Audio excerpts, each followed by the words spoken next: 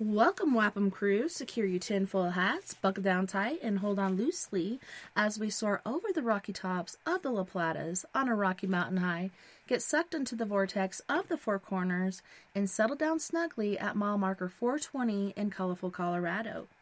It is Saturday, January 22nd, Sunday, January 23rd for those of you across the pond and beyond. Good morning, good afternoon, and good evening to you, and welcome to We Are Paradox Media's Late Night in the Rockies. I hope you guys had an awesome weekend so far. Thank you so much for joining us tonight on one of our many outlets. If you're listening live right now, you're listening to us on Spreaker.com under We Are Paradox Media. You may also find us on KPNL Radio, which you can find at kpnl-db.com. You may also find us on Spreaker, Spotify, Apple Podcasts, Google Podcasts, iTunes, iHeartRadio, CastBox, Tumblr, YouTube, SoundCloud, TuneIn Radio, Deezer, Podcast Addict, Podcast Chaser. We have a lot of fun over on Facebook as well as Twitter. And make sure when you go over to our YouTube, you subscribe, very important. And also make sure you like any of the shows that you do listen to so we can keep up with the numbers, as well as, give that bell a smash. Smash that bell. That way next time a show comes up, you'll know exactly what's going on and what shows we have going on at the moment. So I have a special treat for all of my guys and gals out there. Tonight we will be talking to you and getting to know...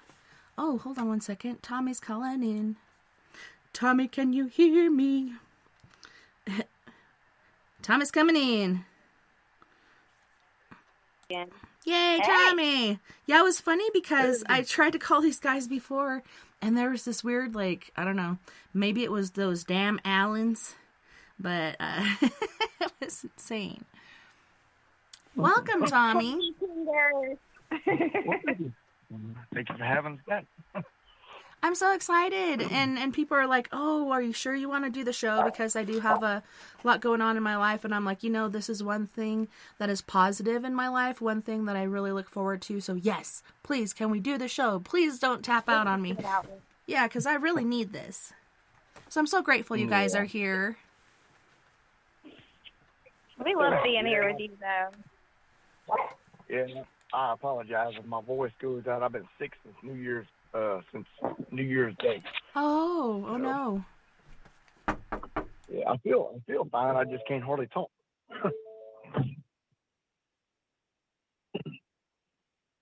But can you kick my flipping dog into the corner Okay, of go. the entertainment center? Okay, you guys need to handle your stuff. You know what's going on. I'm doing my show right now, so please. So, Mom, Bluetooth have something that's important to me. Okay, we'll handle it here on the next break, okay? I'm sorry. So, Son, if you have your dog out of his kennel, you need to keep an eye on him. So you said after I eat my Hot Pocket, what did you mean by let him out? Let him out and pay attention to him. If you're not going to, put him back in his kennel. Come on. That's what I did. All right. I'm sorry. I will be out there in the next hour. Please. Go. Oh, my goodness. That's your heart. You never know what you'll do. Mom? I do. And I let my 17-year-old go to her sister's house, my pregnant daughter, who's going to have her baby on the 13th, supposedly, of February. Oh, yeah, I'm going to be a grandma. Thanks. Well, she goes down there, and then she can't come back because she's got a migraine, and she could barely move. And I'm like, okay, you just made a bed. You don't want to lay in, but we'll talk about that later. Usually she's got the kids at this point for me for the next 3 hours, but I'm kind of in a boat alone at the moment, except for you guys join me, so that's good. Sorry about the interruption. So I have a house full too, and I'm sitting outside in the car with the heater going because, I might try that I next don't even know time. what to do then, guys. 'Cause I'm finally kid-free this weekend, and I feel all lonely. I'm like, do I stare at the walls? Do I clean my house? What do I do? Have a few cocktails, put your feet up, That is what I'm do doing, some actually. dancing, you got to have a good time. But Tie one after on. After the week I've had this week, yes, cocktails are on the menu, for sure. Yeah, and been also a week from HELL. Oh. And also what? Yeah, also. No, I was gonna say. Also, the girl that came up with Tingers is here tonight. Oh, I need to meet her. Woohoo! But yeah, I'm sure. She already said earlier that. Oh, and guess what, Tommy? I have you a present coming to the hospital. Oh. And no, it's not Twinkies. Aww. But I have you a poo noodle. Yeah, I was wondering. Yeah, I figured it was a bucket and a poo noodle. With your Poo own noodle, poo noodle. Well, we might need to bring you a bucket, too, just in case. Yes, you never know when you may need a bucket. It's going to be the whole contraption with the poo noodle, the bucket, and the toilet paper. I got him hooked up. Oh, hey, okay. Hey, as long as I don't eat quail eggs and greasy turkey, I'll be fine. Right. Well, just remember the location that we're going to, too, so you're probably not going to want to go, like, in there. You're probably going to want to have a good spot to go outside if you need to. Just saying. You're home away from home. Yeah. Oh. Yeah, Well, I didn't do your guys' intro because I was so rudely interrupted by the littles. So I could do it now, or Lindie, you could start and tell our listeners a little bit about yourself, and then we'll move on to Josh and then Mr. Twinkie Fingers. Oh, gosh. You always put me on. How come I always get put on the spot? I guess because I'm the loudmouth of the group, I guess. I like what? You like talking. Well, you know. Well, all right. I guess I'm Lindie McIver. Hopefully that'll be changing soon. Anyway, I guess I got started in the field with my own experiences when I was younger, and then just got really interested in starting a group. Started investigating different locations and met these guys, teamed up with them, and then it's just been a wild ride since then. I'm a mother of 2. I would like to call them amazing children, but here lately they've been fighting and driving me nuts. So I don't know. What else y'all want to know? I think it's the season for kids fighting. I don't know. I think they're getting cabin fever or something. I don't know if it's the weather or what, but it's really, really. I don't know. And I'm constantly telling my kids, because me and my half sister and half brother, we were never really close growing up, but I was closer with my step siblings, I guess. Mm-hmm. But then they were all older than me and moved off, and so I always kind of missed having that close knit bond with one of my siblings. So I'm constantly telling them when you don't have anybody else in this world, you have each other. Quit nitpicking everything, quit fighting. So the other night when they were fighting, I was like, what do I always tell you? And of course my son just puts his head down. He's like, well, I ain't got nobody else, so got her. And I was like, yeah, you need to remember. I've said that too. I'm like, me and your dad aren't going to be here forever. And I hate to say that, but it's true. And when we're gone, you guys are going to just have each other. Well, what are you going to do then? You better get along before I break out the sibling sweater. Oh, I've done that, and then they wind up playing and rolling around in it. And, I've done that. Trust me, it's happened. Josh, how about you? I'm Josh Williams. I don't know. I've always been interested in ghosts, especially as a kid. It wasn't up until I was in my mid-20s that I kind of discovered investigating by accident. I was actually watching you ever seen Celebrity Paranormal Project? It was an old show they used to have. No, I don't think I have. have. Ever heard of it? I gotta check it out. Yeah, that's what I'm thinking. Well, this particular episode, it was Evander Holyfield, and he was ghost hunting Waverly Hills. That's where they were. And that's where I kind of got introduced to all the equipment. I'm like, oh, man. So ever since then, I met Tommy, and now here we are with Lindie, So. Tommy, a.k.a. Mr. Twinkie Fingers. Want to tell our listeners a little bit about yourself? Yeah, you gotta love anything.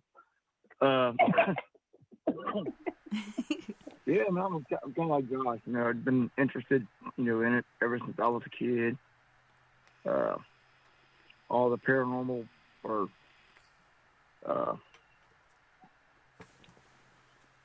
what's the show called? Unsolved Mysteries. Oh, yes. Yeah, when it has something to do with ghosts, I was terrified. But I had to watch it, And anyway, like through my childhood, I've heard a bunch of stories and from my grandma, my mom, my aunts, stuff like that.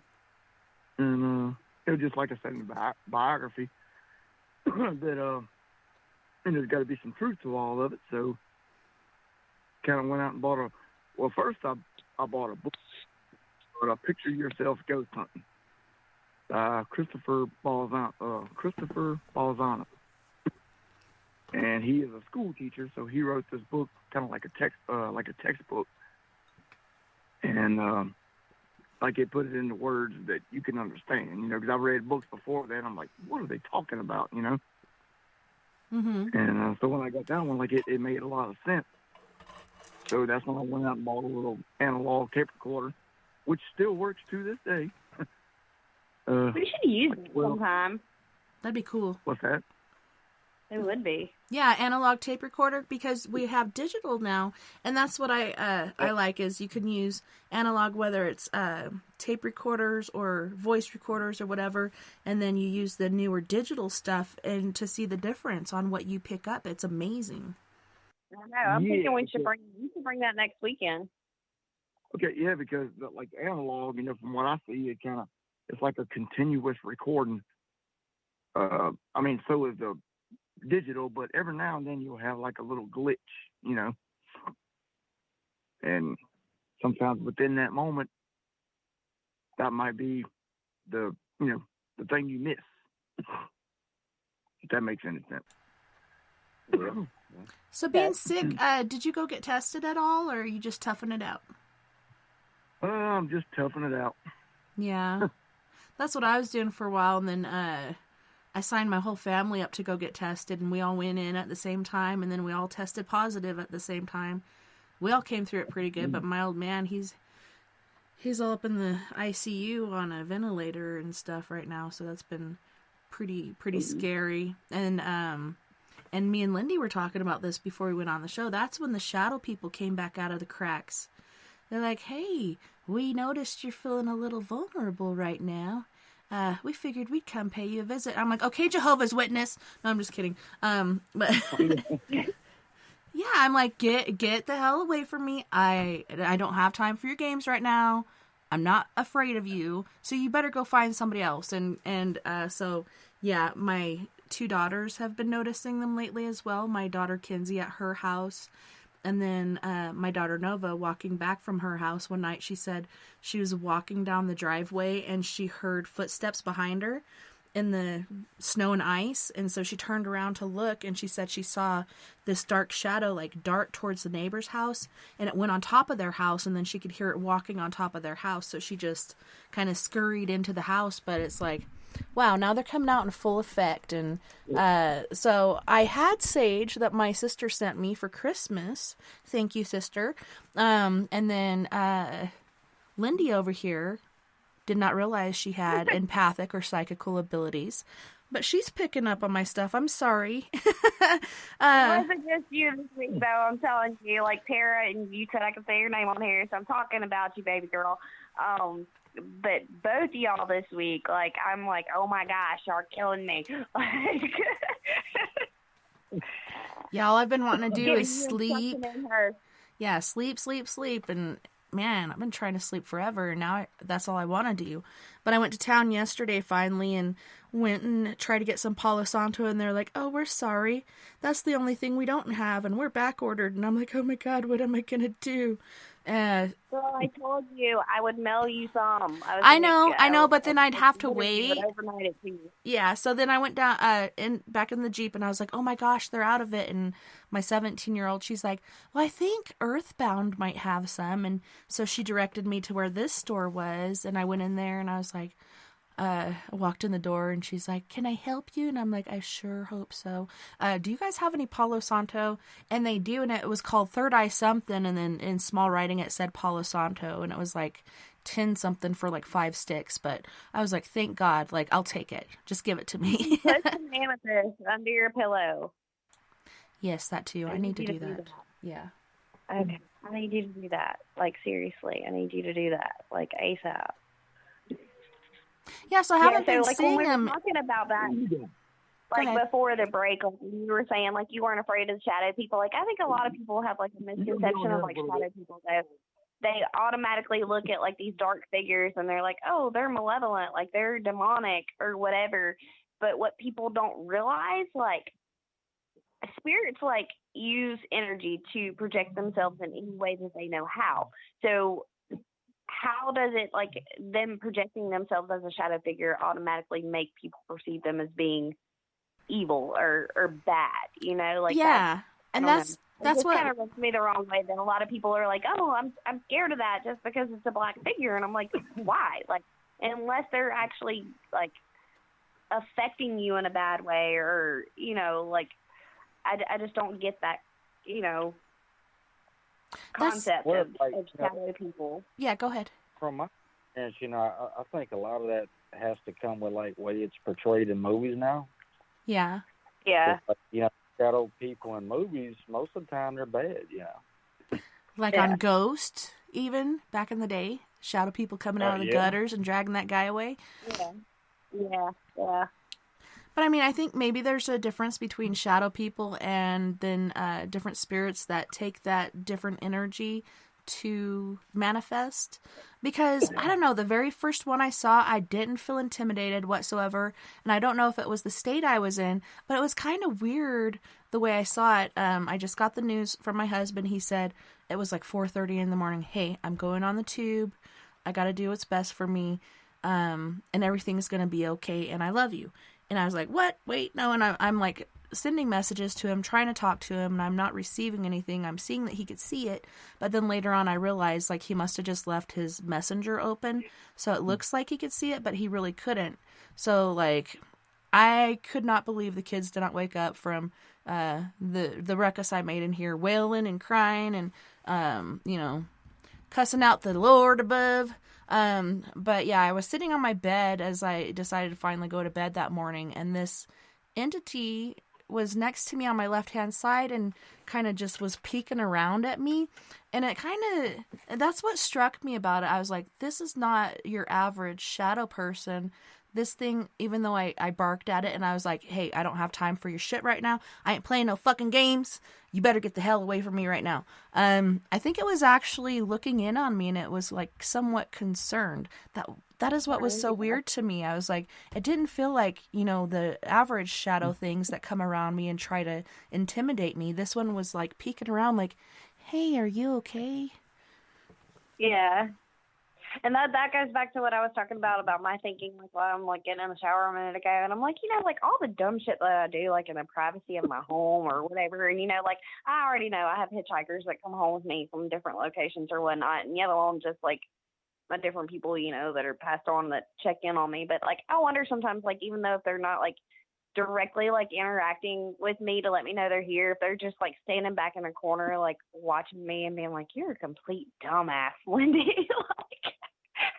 or like walk into a wall or something. They're just standing back there, like, just laughing at me, you know, but just not making it known. Sorry, I wasn't. Go ahead. I believe spirits are always around us too. I do.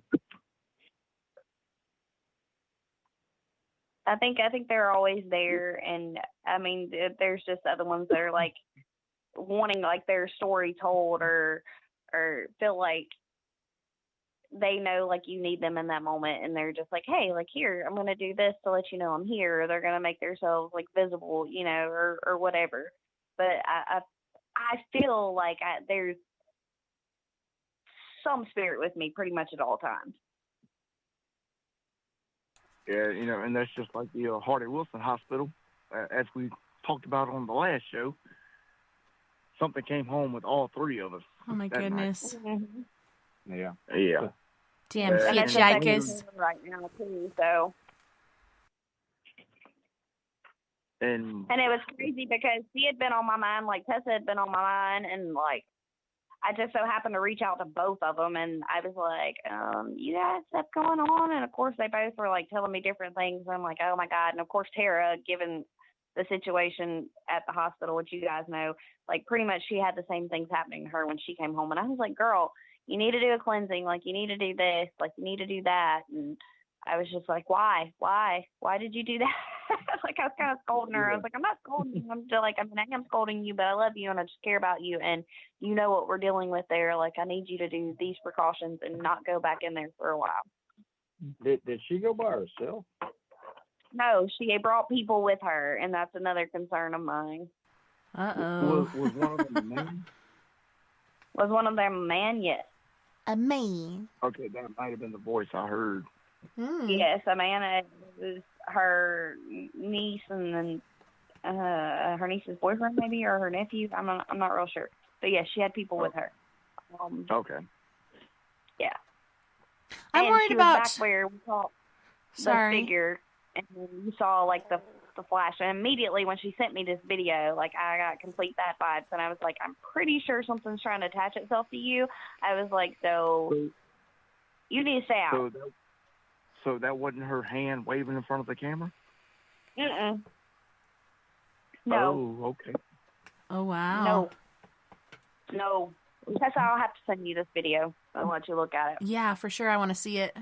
You sent me that picture that one time, and I was like, I see somebody right there. Okay, and I told you what I that saw. Picture I sent you? Yeah. Okay, but that picture I sent you, that's exactly where this video was taken. Seriously. In the exact same operating room. Yes, oh my ma'am. gosh. Yes, that room should be blocked off right with, now. Yeah, that should be blocked off with caution tape and some not plexi, but bulletproof glass where you can't get in there. Yes, I'm like covered in freaking chill bumps right now, like just talking about it. But yeah, it's the exact same operating room is where this video is taken. I'm gonna have to send it to you. Oh my gosh. Crazy. Okay, well, I can do that and not hang up on y'all. What were you saying? I'm sorry. Yeah, no, I was just saying, I was thinking that was her hand waving in front of the camera, but then on the other hand, I'm like, why? Like, why would she do that? Right. No, she was literally like panning the room. Yeah. And then I heard that male voice, but I wasn't there, so now I know she had other people with her. So. Yeah. Okay, so it wasn't an entity's voice; it was somebody else that was there. Yeah, I think so, because I went back and listened to it, and I didn't hear what Tommy was talking about. I think it was him. It's just crazy because sometimes, like, there will be males in the room, and somebody will say something, or somebody will cough, or whatever, and then there will be a voice that pops up shortly after, or kind of during the same time, and it's like, that wasn't him, that was this, and so it kind of, like, I don't know, blows you away, but... Oh, that room has so much crap going on. It's insane. Oh, it's like, and I'm telling you, like, when me and Tommy and Josh were there last time, like, we didn't even go up there to investigate. Like, the energy there was so intense, we didn't even make it up there. You're like, we know better. Like, we didn't even get that up. We were like, nope, not going today. I was about to say that. Like, today is not the day for us to get that far into it. Like, no, it didn't happen. Wow. Yeah, because we were very deep in there. You know? Something comes in front of it like 2 or 3 times, huh? Yes. Oh, wow.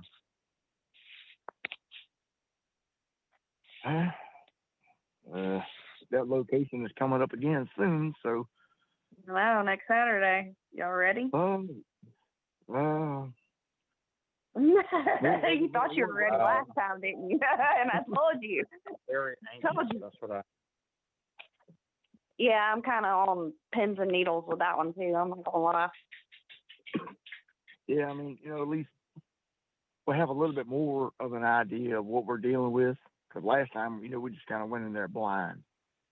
Yeah, but the thing about it, though, is we could literally go here this next time and the energy be completely different. We might go all over that hospital and never once feel the way we felt that night, though. Because literally, like, after we went that night and me and Tara went back, it was a completely different energy in that hospital. Completely different. Exactly. I mean, you never know. Well, I guess we'll find out. I don't know, with that room, it just feels like it's going to perpetuate. Like, there's something in there that's very upset. I don't know if it was a really bad surgical experience. That stuff has happened. Like, my husband, who is on life support in the ICU right now, his brother had a tumor, and he went in for brain surgery, and the doctor that worked on him was a drunk. And he was there drunk that day to operate on him. He had a handful of people there to observe, and he's sitting there going along, blah, blah, blah, and all of a sudden, I guess the nurse noticed that his blood was running black. They didn't have the oxygen turned on correctly or whatever, and the doctor had cut in too deep.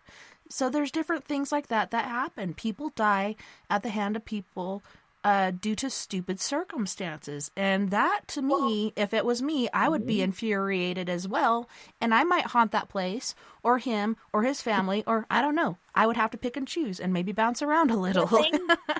The thing with this location, though, is, like, I'm sure, like, there was, like, traumatic things like that happened in this hospital, too. But also, the land has Indian ties, for one.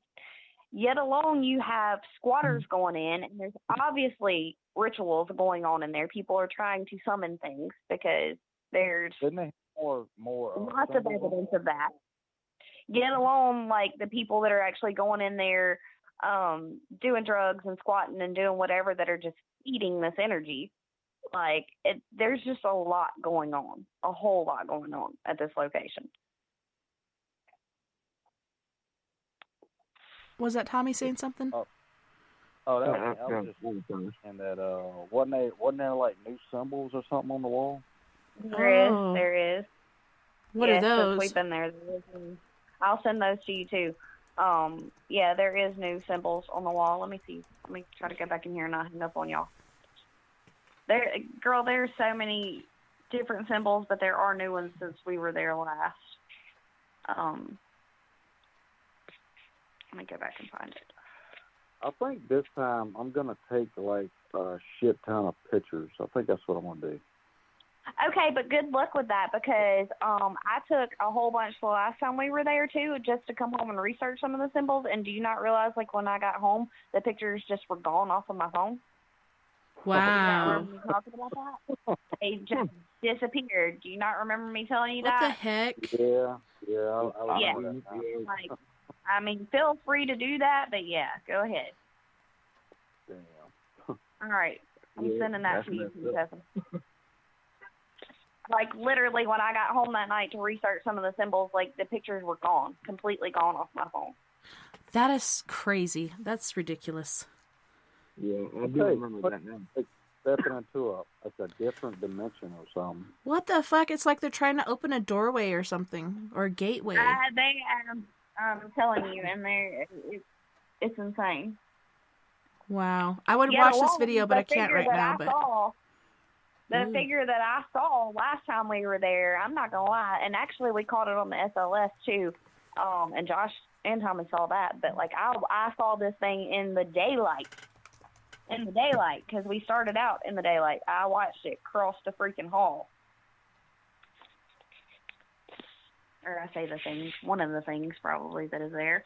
But literally, like, we were standing at, like, the emergency room side, like, looking down towards the psych ward, and there's, like, a glass, like, doorway right there, and Tommy was coming out of the room behind me, and at first I was like, okay, this is Tommy's reflection, and, like, I'm just deadly looking down the hall, and I'm like, Tommy, I need you to go back in that room and come back out the way you did, and he did, and I was like, okay, that wasn't your reflection I saw. But, like, literally, it was, like, this, well, it was kind of hunched over because it came through the doorway on the left side of the hall and crossed over to the right side. But it was hunched over, but it was tall and slender, jet black, And probably, if it would have been standing upright, was probably close to a good 7 feet. But its arms were like really long and lanky, and its fingers were really like long and lanky, and like it literally crossed from one side of the hall to the other. Well, then later on that night, we were down there on that wing investigating, and we actually went in the room. It had to have been about the same distance down that hallway. We were actually on the right side of the hallway where I'd seen it cross into, and we had the SLS in there, and you literally watched it map in, and it was like a normal size figure, and then we literally watched it like morph into this 7 foot tall figure on the SLS. Like, it was crazy. Yeah, that's when it ducked off at Kurt. Both you fellas were trying to talk at the same time, so Josh and then Tommy, go ahead. Sorry. Oh, I was just saying that's whenever it ducked off behind that curtain, whenever we seen it morph into it. Mm-hmm. Tammy? Yeah, I was just saying, as soon as it appeared on the SLS, it just disappeared, just like that. Wow. And it's Yeah, so... we were trying to It's quite a location. doing that.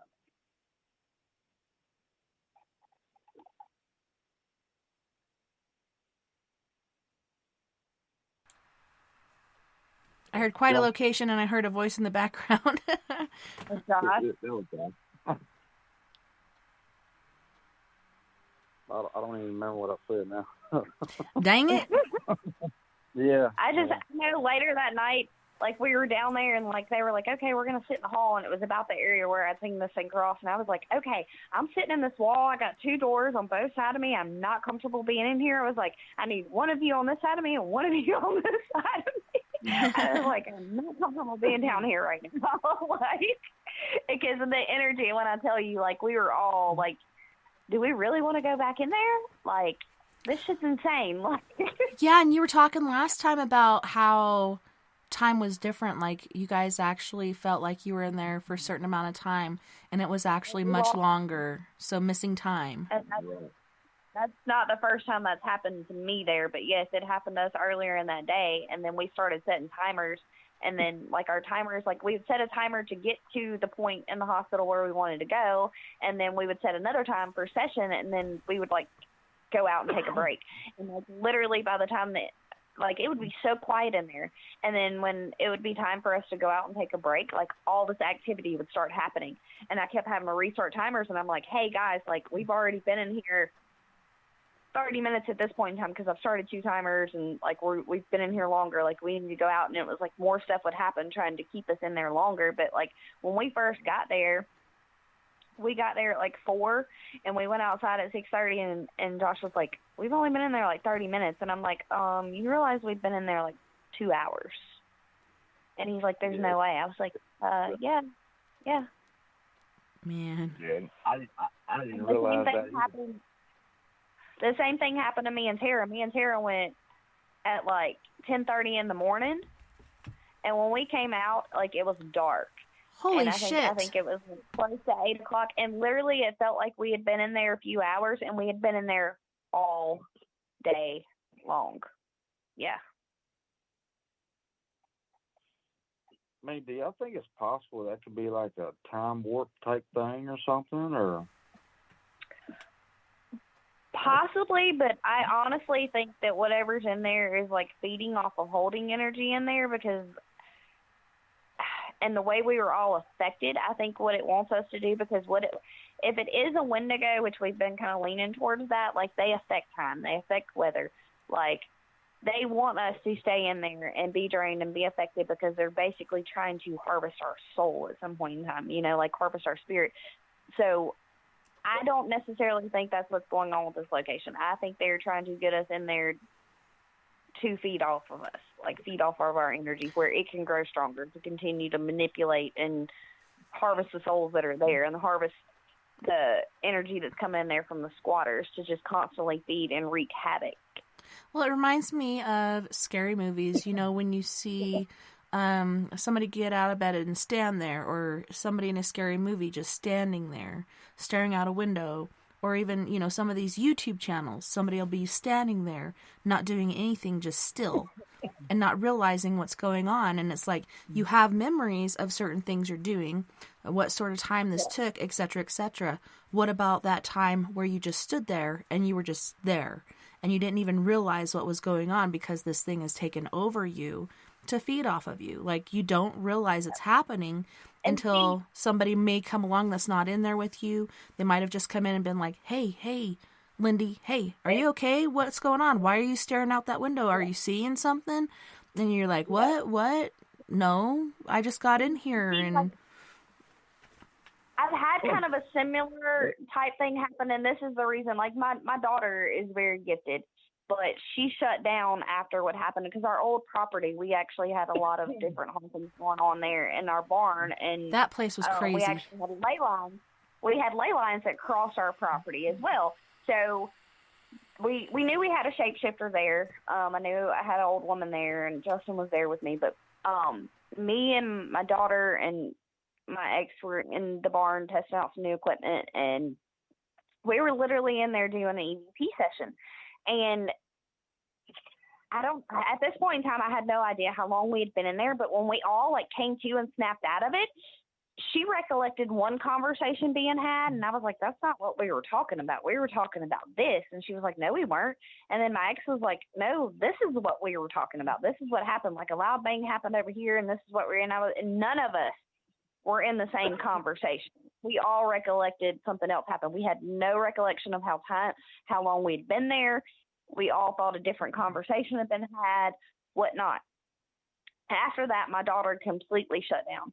Would not, like, she didn't want anything to do with investigating anymore. She stopped seeing, hearing, experiencing anything. Like, she completely shut down after that. That's probably the only other time I've had something like that happen as far as affecting time and whatnot, other than the hospital. It's a weird feeling. Mm-hmm. And even after we came back from the location with all of us having little hitchhikers come with us, my whole next 2 weeks after we left location kind of was like that. Like, I remember going to work and being at home and being like, okay, like, I know I'm here, I know I'm present, but, like, am I really here? And, like, things kept happening, and I was like, did I do that? Because I literally got locked out of my phone. I got locked out of stuff at work, and I'm like, how is this happening? Did I do stuff that I don't remember doing? Did I change passwords that I don't remember changing? Like, I felt like that for a good 2 weeks after we left the hospital this time. So, I mean, I guess it could be kind of like a time warp thing. Like, I don't know. It's weird. Yeah. It makes a lot of sense. I don't know if y'all guys felt like that, like, after coming back, but I know I did. Oh, yeah. Definitely on all power. I mean, I just kind of dazed out. Yep.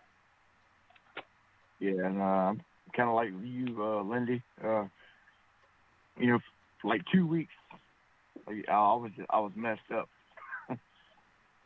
Wow. And like I don't know if I mentioned this last time or what, but if I did, I'm sorry. I was sitting on the couch, me and Chanel, my wife, sitting on the couch watching a movie, and I just felt like I wanted to get up and just tear the house up. Oh no. Yeah. And yeah, and like that, and I don't know, it was weird. I mean, of course, I didn't do it, but you know, we were sitting there that same night or whatever, and it's like I just probably about the first week this was going on. You know, like I just wanted to get up and get in the middle of the floor and getting all these kind of weird contortionist positions, and like I was possessed or something. Wow. Probably oppression. Yeah, that's what I'm thinking. Well, that's crazy. And what's crazy is we even took precautions, like before we went in the building, before we left. Like, I mean, like we were literally like praying, like before we went in the building. Like that's how intense it was. Like we were literally like every time we'd go out for a break, we were saying a prayer before we went back in. Like we had to use some Florida water. Like we all had different, like it was just insane. Yeah, and the next time I guess we're gonna have to do it. Double up the prayers, I guess. Well, I mean, when you guys go in, do you... Okay, so I'm pretty sure Lindie probably takes stones and other things like that, but what about you, Tommy? Like, when you go in, do you take stones or any sort of protective medallion, or do you take anything that you have faith in, that you believe in to protect you, other than prayer? That's where I come into play with this team, I guess, because I'm like, hey, all y'all need crosses. Like, and then I get there and I'm dishing out different stones, and I'm like, do not take this out of your pocket. You keep it on your person. Like, I guess that's where I'm coming from. And I heard Linda laughing in the background when you asked that question. But, I never have until we got with her. Or actually until that hospital. Well, yeah, and it's crazy. But I always have them on me. Continue. They can tell you, like, one day, like, and actually, I think it was before we went that day, like, I have certain stones that I carry with me to every single location. Like, since I've started doing this, like, they go with me. And I was messaging them one day, and I was like, I can't leave my house until I find these. And, like, they're always in a certain spot. Like, I know where they are. Oh, something hid it from you, huh? And I was like, I was in panic mode. Like, and I got chills thinking about it right now. But I was literally in panic mode, and I was like, if I don't find these, like, I don't know if I'm coming to this location. Like, I was literally, like, freaking out. And then they wound up being, like, the weirdest place ever. And I was, like, trying to rack my brain. I was like, why are these in this place? Because this is not where you belong. This is not where you should go. Like, and I literally was about to back out of going to that location because I was like, I've never been on an investigation without these stones. Like, they will be on my person while I'm at this location. Like, what the hell is going on right now? But luckily, I found them, and I was like, okay, we're good to go. But I was in panic mode for quite a while before that.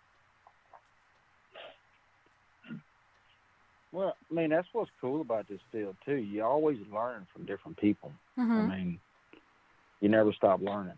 So I think that's like a lot of what's wrong, though, like I guess in the paranormal field, should I say. Like, I feel like people are out there, you know, like of course you have the people that are out there like looking for the fame or whatnot, but then you have the people that just think like they get to the point where they know it all, and I don't want to be like that. Red flag. I want to stay humble, and that's one of the main reasons why I like continue to go to other teams' public events, because you meet people there and you learn their style of investigating. You learn knowledge from them, and I like to stay humble enough to know, like, I don't know everything in this field, and when I have questions or feel like I'm at a standstill, especially with our private clients, because I've had that happen to where I've been like, okay, like, I'm at a standstill, I don't know what to do. Let me reach out to some people that may know. They may have a little bit more knowledge dealing with this than I do. And I've learned a lot doing just that. And I mean, I may not have ever met this person in person, but we have mutual contacts, and I'm like, hey, like, I know your experience in this field. Can I hit you up with this and send you this? And you kind of give me some feedback. And, like, I've learned a lot like that. And I feel like a lot more people should stay humble and want to continue to learn and grow in the field instead of being like, oh, I know it all. Let me go in here and do this, this, and this. Like, don't be cocky about it, you know, like. Yeah, and that's what I like about my team, stay humble, because we are so different, and we do learn from each other, because I know a lot of stuff, but we all come from different backgrounds, and we all know a lot of stuff from different places, and we can all use it. It's like we had this case one time where we're dealing with fairies. Yes, I believe in fairies. Never had to deal with the little bastards. For this particular one, we had two different people on our team that are like, oh, yes, we know exactly what to do. And I'm like, thank God, because like you said, I was at a standstill. I don't know what to do for this person. And they're like, no, this is exactly what you do. And it worked out perfectly. So that's why, you know, when somebody says I'm an expert in this field, that's when, for me, the red flags go up because there are no experts. We're constantly and continually learning and growing, evolving. Yeah, none of us have all the answers. Continue. Go ahead, sir. Tommy, was that you? Josh? No, I was just saying exactly. Yeah.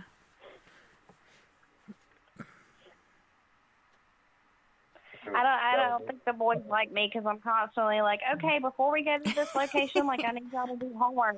I need y'all to do this. Well, that's how it is with... Yeah, I think they appreciate it, and they understand what you're trying to do. You're trying to protect them. Like with us... Go ahead. She's trying to get us ready whenever she's doing that. Yeah. And she wants to protect you and take care of you. Like with us, we have a team, and then we have a core team. And the core team, before COVID hit, we used to meet every month. We'd do classes together. We'd eat food. We'd have a good time. And we'd learn together different things that we didn't know before. And the other people we would call weekend warriors because they just want to be there for the fun of it, you know, and that's not what it's about. Like when we have an actual client that we have to take care of, we take the core team because we've educated ourselves. If you take the weekend warriors, you could put people in danger. This is serious stuff. Exactly. This isn't TV. And this I think is serious. a lot of people like don't realize that because like I have people on a day-to-day basis. Like of course, like you know if they're like new friends of mine on Facebook or they happen to see like my decal on my car and they're like, oh, you're into the paranormal? Like you're gonna take me with you? And I'm like, hold up, take a step back. Yes, like there are different locations that I wouldn't mind bringing you on just because you're in it for the shits and giggles. Like I'm good with that, but no, like I'm not gonna just like throw you into certain locations. Like that's not how it works because not only am I putting myself in danger, but I'm gonna put you in danger, and I'm not okay with that. You know, like no. And I'm like that with my son too, because a lot of locations I go to, like my son's like all about like the history of the location, you know. So he's I like, love I history of go locations. And like there are some locations to where I'm like, okay, like I'm comfortable bringing you to this location. But then I have others to where I'm like, no, son, like you got to sit this one out. Like you're not going with me, you know, because he pokes fun and different stuff of like, oh, you're the Ghostbuster and blah, blah, blah. And I'm like, okay, like, I get that. But he does like enjoy like the history of the location and all that. And I do take him to some locations, but like that goes back to my knowledge of things and being like, okay, this is not one that I'm going to bring you on. I need you to sit this one out, you know?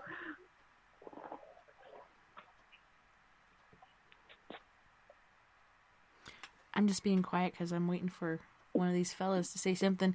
I don't want to interrupt them. Tommy's normally talkative. Josh, you got to like pull stuff out of him. I feel bad for Tommy, and I feel like I'm kind of in the same place as him. Like when I go out to get wood or I do something that really doesn't seem like a lot for somebody, I have that tickly sort of thing going on in my lungs because I am post-COVID and my lungs still have not recouped from that. Main thing, you got to take your D3s, your zinc, holy shnikes. What is the other one? Vitamins, very important. Zinc, D3, vitamin C, and whatever else you want to throw in the bucket. Like, throw everything you got at it. And drink lots of water. Very important. And I have found that drinking on the weekends has helped as well. So take a couple shots and have a few beers. Because, you know, they say that COVID is a clotting thing. It has some sort of coagulative thing going on with it. And I do think that drinking on the weekends has helped because every time I do, afterwards I feel a little more better. And I haven't gotten any clots so far, so it must be working. But yeah, definitely throw those vitamins at it and drink lots and lots of water. Probiotics are always a good thing to take daily too. What is it? Probiotics. Oh yeah. They're always a good thing too. Yeah, I've been feeding my kids those little probiotic shake thingies. They're little tiny. They look like yogurt shots or whatever, but I'm like, here you go. Have this with your whatever. They've been doing so good. They're so resilient, but me, I'm just like, man, I wish I was young again because I hate this feeling. I I do the Herbalife, like the loaded tea, and I'm always like the extra, like they have like the immune boost, like I forget what it's called, I can't even think of it, but it's like the vitamin C, like immune boost stuff, and then like I'm like add some probiotics in there, add anything extra like good for me, collagen, you know, like add it in there for me. But it's funny because like I ran out of my magnesium and my DHA, and every time I run out of something with my vitamins, I come to a standstill for some reason. I should just keep taking the ones I have, but I'm like, oh, I gotta wait to get those. Just keep taking them, and it's funny, like when I've stopped, I've noticed the difference between when I stop taking my vitamins and the way I feel since COVID, and when I start taking them again. Like it really does kick that stuff out of your system. I'm still suffering, you know. I feel like a codger or whatever when I go out to get my wood or take the trash down or whatever. I'm coughing my way back home like a freaking train. I feel like a freaking engine. I can do it. I just feel so I'm the little bad train for you, that though. kid. Like, my heart breaks for you though. Like you not being able to go see him or even talk to him because at this point he's intubated. Like I don't even know like how you're dealing with that right now. Like you are a freaking rock star. Like for real. Thank you. It's been really hard, and I don't know. I'm trying not to let the kids understand how hard it is. I don't want them to know. I want them to have their peaceful stasis and to continue growing in life. I don't want them to suffer from this. But I mean, we all tested positive at the same time. We all had the same fucking COVID. Why can't I go see him? It's not like I'm going to get reinfected with the Omicron. Give me a freaking break. Let me go and hold his hand or say something in his ear or whatever. You know, this is ridiculous. Yeah. I'm halfway tempted to go break in. I might do it this week and do like a live or something. Like, okay, here we go. We're going to go break into the extended ICU, room 118. This is our mission. Dun, dun, dun, dun, dun, dun, dun, dun. Yeah. Like, I just can't even imagine, like, that's your person, and then, like, for him just to be, like, stuck over there, like, by himself, you know, like, with these nurses and doctors coming in and, like, I mean, who knows if he knows they're actually there or not, like, but you not being there and, like, your energy there with him and, like, get along what it's doing to you and your kids with him not being there with y'all, like, I just can't even imagine, girl. Yeah, people need people, period. And They do. They were need saying the right people, though. The right people, because most people suck these days. Well, he loves his nursing team. He actually told his best friend he wanted to buy them flowers. He didn't tell me. Maybe he thought I'd get jealous or something. I totally understand. They're taking care of you. They're doing a really good job. You want to buy them flowers. I'm not going to get pissed off and try to kill somebody. Give me a break. But I'm like, you know, I totally understand. One night he was like, they gave him some sleep aids right before he went on intubation. And he's like, yeah, they gave me some sleeping pills, blah, blah, blah, because he was having issues sleeping with these different masks on his face and stuff. And then he's like, nope, I don't think I'm going to sleep. I'm going to stay up. And I was like, no, you need your rest. And he's like, nope, I got a really good team and blah, blah, blah. I think I'm going to stay up all night. And I'm like, what the fuck are you trying to say right now? This is not making sense to me. You need your rest. I think you're just feeling high off this sleep aid. So maybe you're feeling like you want to ride the high out or something, but you need to go to sleep right now because he's straight as an arrow. He doesn't drink, smoke, weed, nothing. He's just like a straight arrow. So I'm like, no, you need to go to sleep right now. And he's like, okay. But yeah, they're taking really good care of him, and his brother's not convinced. He's like, they're giving him fentanyl, and why are they giving him pain meds? Because when you're in a sleep state, you don't feel pain. And I'm like, dude, that's bullshit. How can you even tell me that? Just because you're sleeping doesn't mean your nervous system shuts down. He's like, well, I could say from experience. And I'm like, well, tell me your experience because I want to understand what the hell you're talking about because I have different experiences. People who are in a state of sleep or in a medical-induced coma, one of them being his cousin, she told me recently, she's like, I went into a medically induced coma, and then I came out of it, but I could not open my eyes, I could not talk, I could not move, but I knew I was still there, and I could hear everything that was going on around me, and it was just dark, and it was the scariest thing that I ever experienced, but nobody knew I was there. I just wanted to scream out to the world, I'm here, but nobody could hear me. And she's like, that was the scariest thing ever. She could feel she knew what was going on. And he's like, no, once you're sleeping, you're in stasis. I'm like, dude, this is not science fiction. This is real fucking life, you know? Everybody, like, I mean, they have to remember, too, that, like, this is, like, man-made drugs. Like, they're injecting into your body to put you in this state. Everybody's going to react differently to these medicines. Like, not everybody's going to have the same effect from them.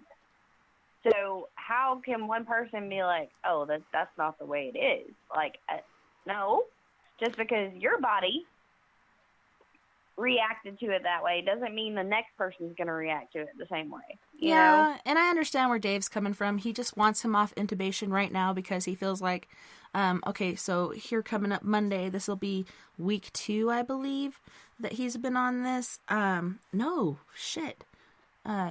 2 weeks. And he's like, well, if he stays on there much longer, he's going to have to get a tracheotomy and he doesn't deserve that. And I'm like, it's not the same for everybody. No, doesn't mean he's automatically going to have that. He just wants him off of it. And I understand that's his only brother left. And I'm like, well, I get it. Like, this is my husband and the father of my kids. I don't want that to happen to him either, but I want him to not suffer. Just because he's sleeping doesn't mean he doesn't feel anything. Doesn't mean he doesn't realize what's going on.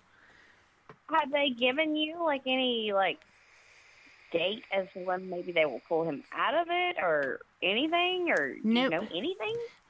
They say it all is a time game, basically. It all depends on time. Everybody's different. There's no set date. It just depends on how he takes it. They have him at, I believe she said 65% oxygen now, so they're taking down the levels of oxygen on the intubation, which is kind of scary.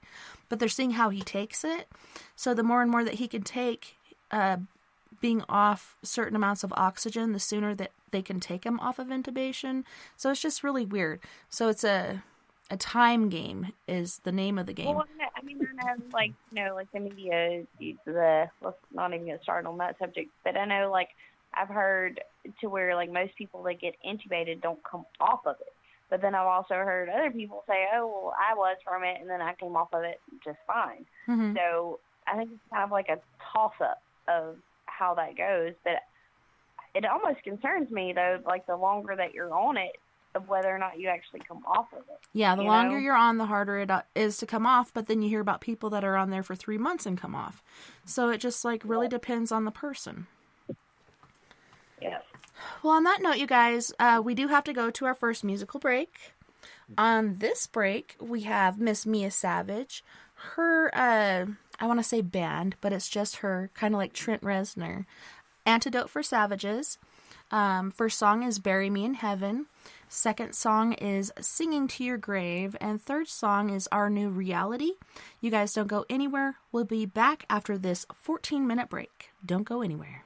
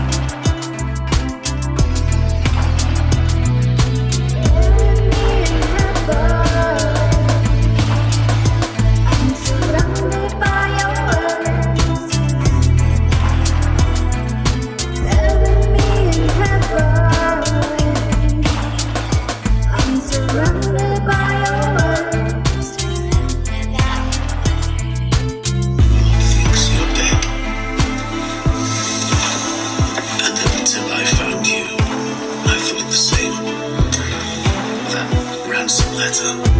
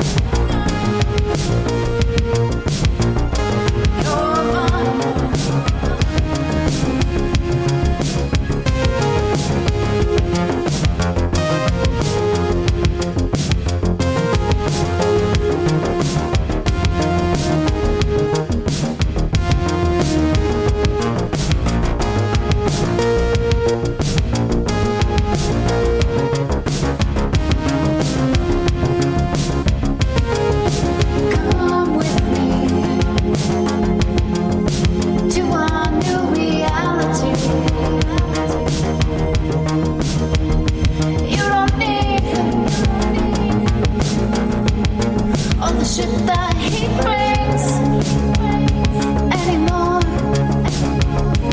You're mine. You're mine. Tonight. You're mine. You're mine. You're mine.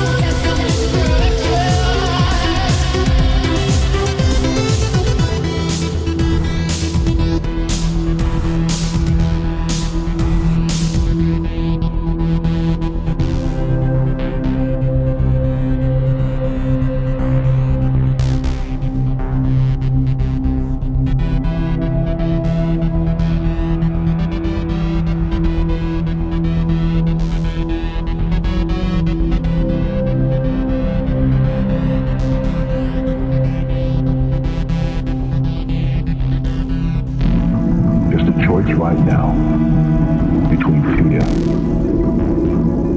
and love.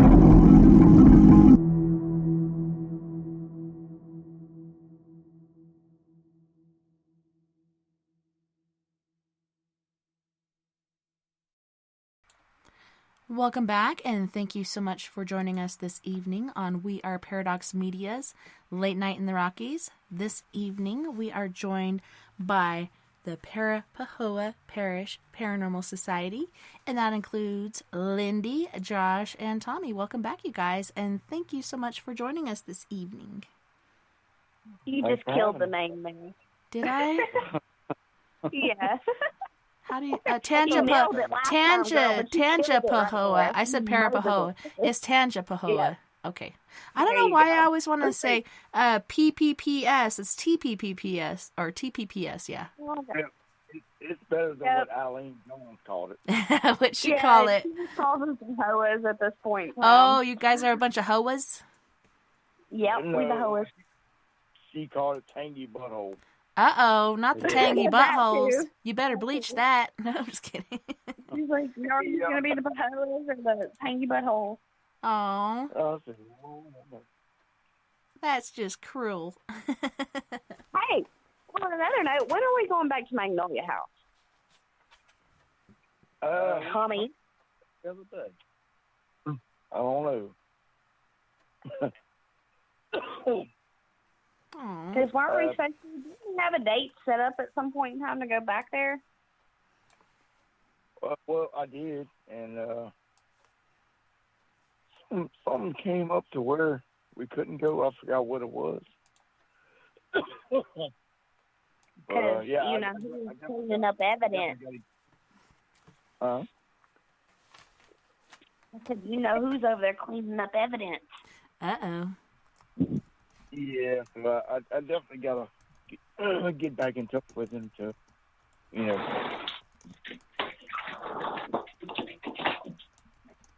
it's another weird place. Yeah, for sure. Especially because he still needs a 2-week notice, House. even though he don't even live there anymore. Oh, wow. Yeah. Somebody's living there.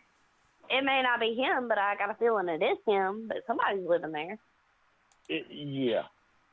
So, I don't know. What is that noise? Somebody cleaning out the drawers? Oh, sorry. I got a weenie dog at the door barking, and my pits at the door barking because I let them out, and they're like, okay, Mom, it's cold outside. I need you to let me back in. So I was opening my sliding glass door, letting them back inside. But my little weenie was there first, and then, of course, my pit was like, okay, Mom, I'm here, too. Next. So, Josh, you want to tell the story about the Bonnie and Clyde Museum? Oh, hell yes. Yeah, we can. Well, not the trip up there, but from the trip from the museum to the death site. Where do we start on that one? Perhaps we should start from the beginning.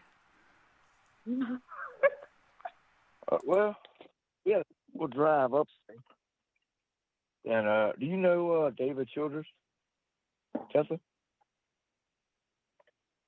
Okay, well, Everybody yeah, knows he was that supposed to be on my David show, and then he Childers. couldn't come on because you guys had flooding really bad that year. right, yeah. So, anyway, he disappeared. I thought he was going to get some beer or alcohol or whatever. Well, he came back. He had 3 bottles of power steering fluid. I'm like, what is he doing? So, so we get on the bus, the Bonnie and Clyde tour bus or whatever, that takes you from the museum to the death site. It has no power steering whatsoever. This is a little You're gonna- short bus too. Huh? But it's a little short bus too. It's not no full size bus. Hey, quit making Yeah, so fun we of us go- short bus people, okay? That's where I belong. You know. Yeah, we'll be on short bus, painted black at Bonnie and Clyde Museum tours or something painted on the side of it. But so we're going down the road every time he's fussing the whole time. This is Stormy Daniels. It's our bus driver that's driving it. Did you just say Stormy Daniels? Yes, Yeah. I did. Yeah. Is that the porn star that had that run-in with the Trumper? It is. Yeah. Holy shit. Wow. You guys had a hell of a tour, didn't you? Well, you know she's like in the paranormal field now, right? No, I didn't. That's interesting. Yes. She is. She has, what is it? Spooky Boobs or some Spooky Babes. Wow. Spooky Babes. Hell yes. I got to have her on. That's awesome. Okay, continue. Sorry. Squirrel! Did we lose him? Well, okay, so we're on a bus, and I'm not going to mention no names, but we had somebody leading us in a car. Uh-huh. Yeah. And me and Tommy sitting there, we're watching this bus driver like he's having hell turning these curves. Like we're thinking we're gonna go off in the ditch at any moment, but butthole sucking seat. Yeah. And Tessa, I don't know if you've ever actually been to Bonnie and Clyde, but like it's a good little drive from the actual museum to like the actual site. Yeah, like, I haven't. I mean, it's a good drive. Yeah. Yeah. So, needless to say, like you got a minute to get there. Okay. So we're riding, and we noticed the car that's leading us. Like it is all over the road. Like, what the hell's going on? So we already knew that they'd been drinking. We kind of figured out who it was leading us. They got us lost. Oh, no. The bus driver, he just got pissed off and just turned around. He's like, we're going back to town. So we wind up, the one cop, I'm assuming, in that town, he hangs out at the museum too. So he actually came and brought us back out there. So that was an interesting ride just to the kill site. And the whole time I'm trying to tell the bus driver where to go, but he didn't want to believe me. No. He didn't want to listen to you? Like a good little ride, like from the museum to the actual kill site. But we actually, like, I was with a different team at that point in time, but we actually captured some pretty cool evidence at the kill site. Like the night we were there, there was actually an event going on. It was a public event. But that's how I met my good friend Marlena. That's over the Ritter's little gothic jail. Can't wait to see her again. She was with my group that night. We actually had the SLS with us, and the posse was like hanging out waiting on them. We actually captured like multiple figures like on the SLS, like hanging out there. Holy like, crap! It was pretty cool. It was pretty freaking cool. It was. Did you guys do a ghost box or anything like that? Y'all had there. Do what? Did you guys do a ghost box or anything there? I did not. I don't know. Like that.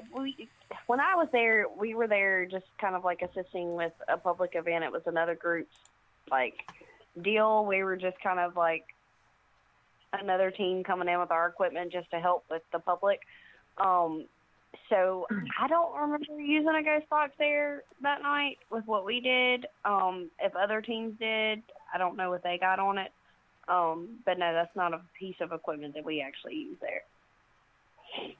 So I can imagine when when you guys, Tommy and Josh, are like following behind the bunny car or whatever, and it's like all over the road. It's like maybe this is how it was for Bonnie and Clyde back in the day. We're actually following the Bonnie and Clyde car. No. I did the same exact thing. Right? Going back in time. Oh yeah, there's definitely something out there. Like I know when we was there, we kept like it felt different down in the actual spot where the car rolled to off the ditch. Like it just felt weird down in there. where the monument is. Yeah, I get that. I want to go back there for not like a public event. I just want us to go back there and investigate because it's so hard, like actually like enjoying an investigation at a public event, especially when it's not like your team's event. Because I'm not trying to throw anybody under the bus when I say this, but like there are teams out there that put on like really good public events, and I'm gonna throw your name out there, Brian. I don't know if I can, but Brian Riley, you're freaking awesome at public events. Like I will go to anyone that you host because they're very well put together, they're organized, they're on time schedule, like they're awesome. But then you have other teams that it's just like chaos, and I don't like chaos when it comes to that. But that's kind of like what Bonnie and Clyde were. They were so chaotic. Yes, it was, but I'm just not a chaotic person when it comes to stuff like that. Like I like organization and like I like a good flow of things, and like I realize investigating like sometimes like it gets off the beaten path, but like when you host public events like that and people are like buying tickets and you're on like a time frame, like I just feel like it should be a little bit better organized, and to me like that night was not. So for me it was just chaos, and like we wound up not even like really like investigating the museum because it was just chaos. So that's actually a location I really am ready to go back to with just a team and not do a public event at, I guess. And I've had other events like that, and boys, y'all were there, y'all know. Disaster. y'all were there with us that night. That was a disaster. Like, that's why I got to give props to Brian Riley, because if you're ever in this way and he's hosting an event, like they're on point. Yes, they're awesome. But yeah, Bonnie and Clyde is one I want to go back to, just not with an event.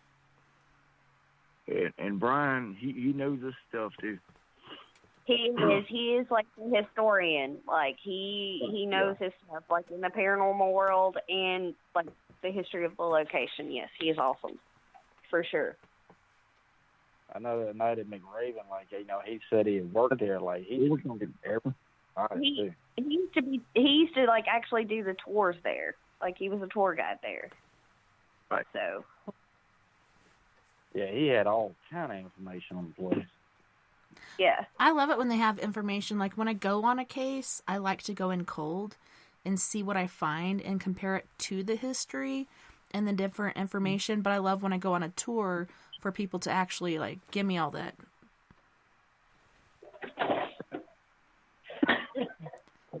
And not take me off the road. I used to like to go in blind, but I learned a hard lesson with that. So now typically like I'm going to research a place up before I set foot in there. But I don't like to do that because like the mind is such a powerful thing, and I think I'm going to misguide myself. So that's why I like to go in cold. And it's amazing, like the things I've come up with. I'm just like blown away how it adds up. I'm just like, wow. I completely get that. I do. I get that 100%. But my second location ever kind of put a kink in that for me. Sorry, y'all. My weenie dog is barking. Damn weenies. Yeah, I know. She's like... I can't even hear her. I know, she's sitting at my feet barking, wanting me to pick her up on the couch. But, like, my second location kind of blew, like, the whole, like, going in blind. And there, I say that. Like, I still go in blind, like, to some locations.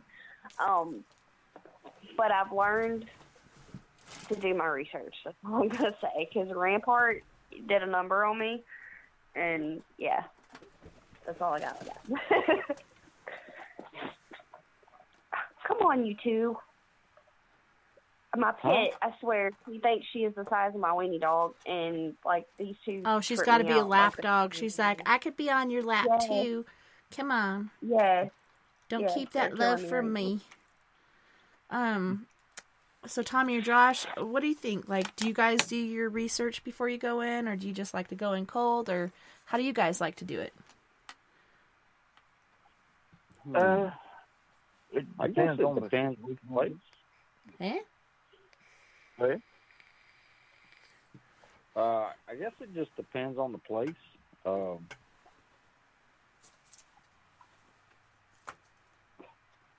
Yeah, for sure. I think that could make a big difference. Yeah. Yeah, you both were trying to talk at the same time. I couldn't understand what you were saying. I was like, eh? I mean, I know, like, you know, when we did nothing but cemeteries, like, you can go in that just, you don't really need nothing for that, you know? Yeah. I call that freestyle when you do cemeteries. Yeah. Well, that's the best way because you never know who's hanging out. Like, it's pretty crazy how that all works out.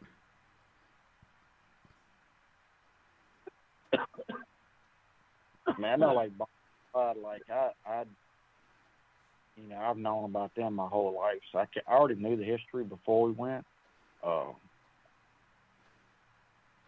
mean, these other houses that we've gone to, Magnolia, that history is very complicated. We can't even figure that one out. It's a mystery.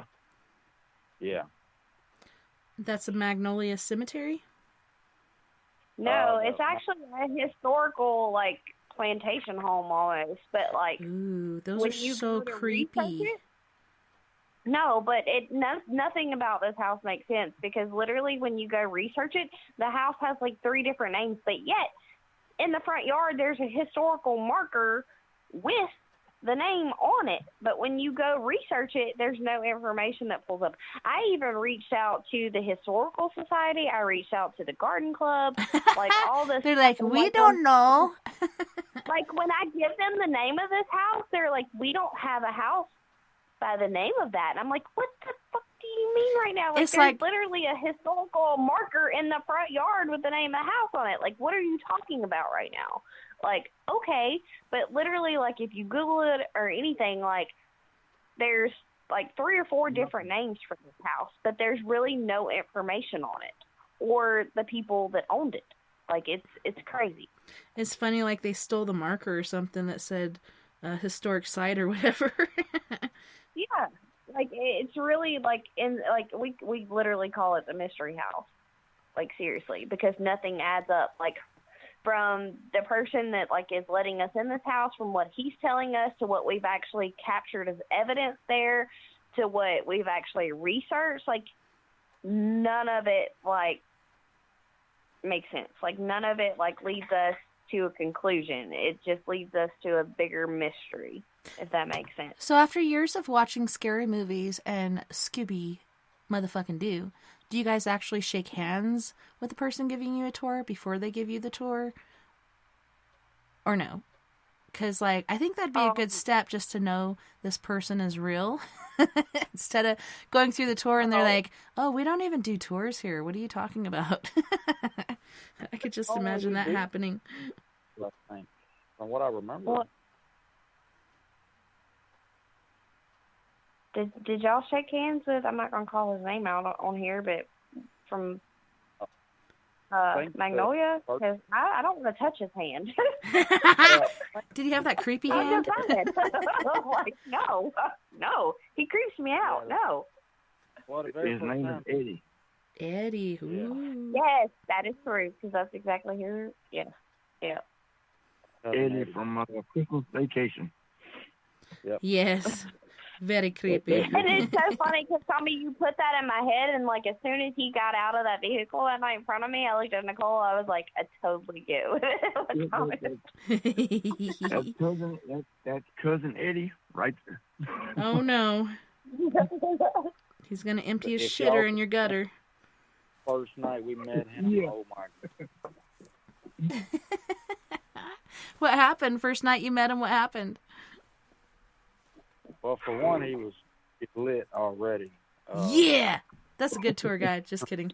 Yeah. But to me, like, just meeting him right off the bat, you're like, are you drunk or is this you normally? He's like, are you not? I'm trying to decipher. Continue. Go ahead. Sorry. Josh, you want to take this one with the cheese balls? Ooh. Oh. This is funny. So we're getting ready to leave. You know, we're just talking with him in the living room or whatever. Well, he's eating these cheese balls.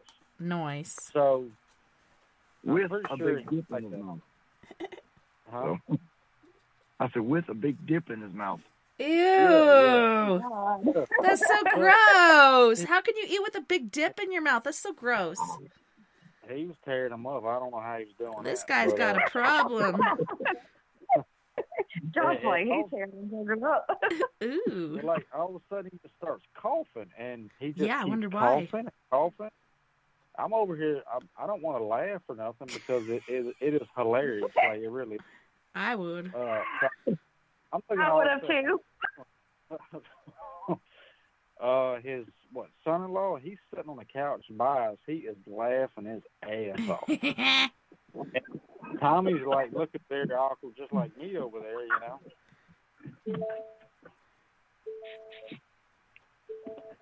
It was bad. Well, yeah, we didn't tell him about when he go. He had to go somewhere. Oh, and and he in his police car. Yeah. Oh my gosh.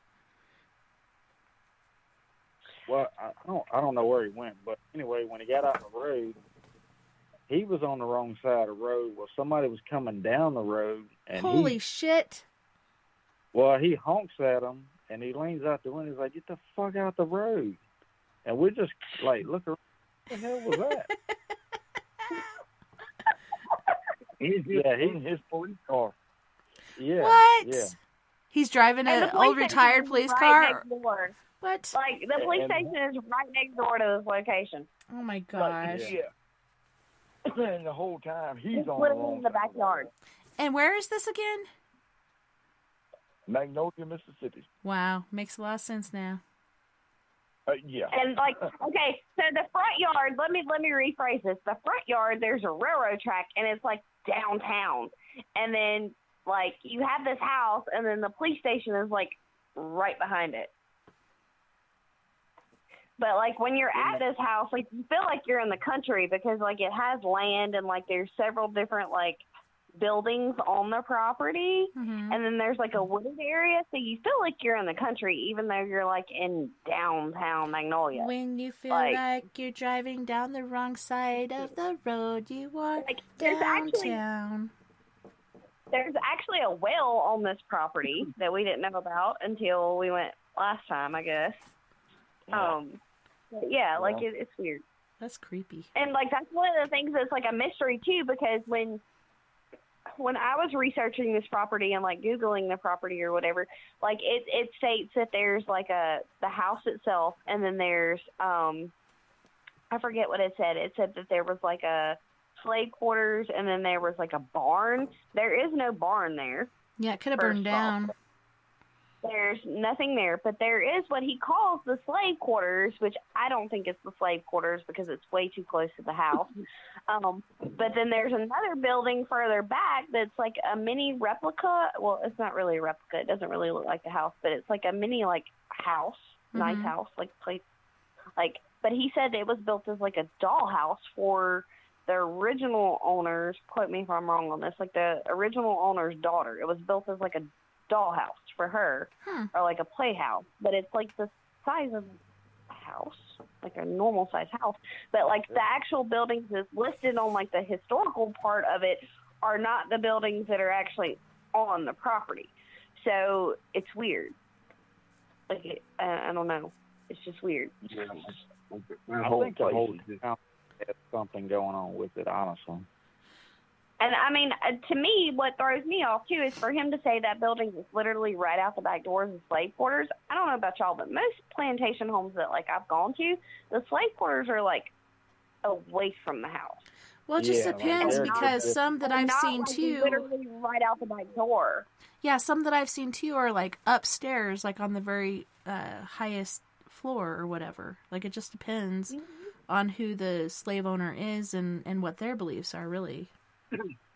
They're not all the same. But like, why? But my thing is that why would you have like a slave quarters like literally right out the back door, but then put your daughters, if that's what it actually was, put your daughters like playhouse like further out. But then like when that you is weird, when you huh? actually yes, like it's crazy. But then like when you actually look at like the records for the house, like there was a barn, but it's not really showing any existence of these other two buildings that are actually on the property ever being there. Yeah, Robert said that guy was just Australian driving. That's all. He wasn't drunk. He was just driving like he was in Australia. Like Robert. I don't know. And then we got into some weird stuff that night because, like, we weren't really having a whole lot of activity happening. And then, of course, my ass gets thrown into sensory. Of course. And is that when you do the Estes method or whatever? Yeah, you block off all your sensories and go in with the spirit box. But yeah, I get thrown. First of all, okay, let me back up. You're in the so night. brave. I've never tried that yet. Yeah. I want to. Well, I get, okay, first of all, we have, Nicole had been on some investigations with us, but I think this was the first one Chanel had been on, and maybe the first one Kelly had been on.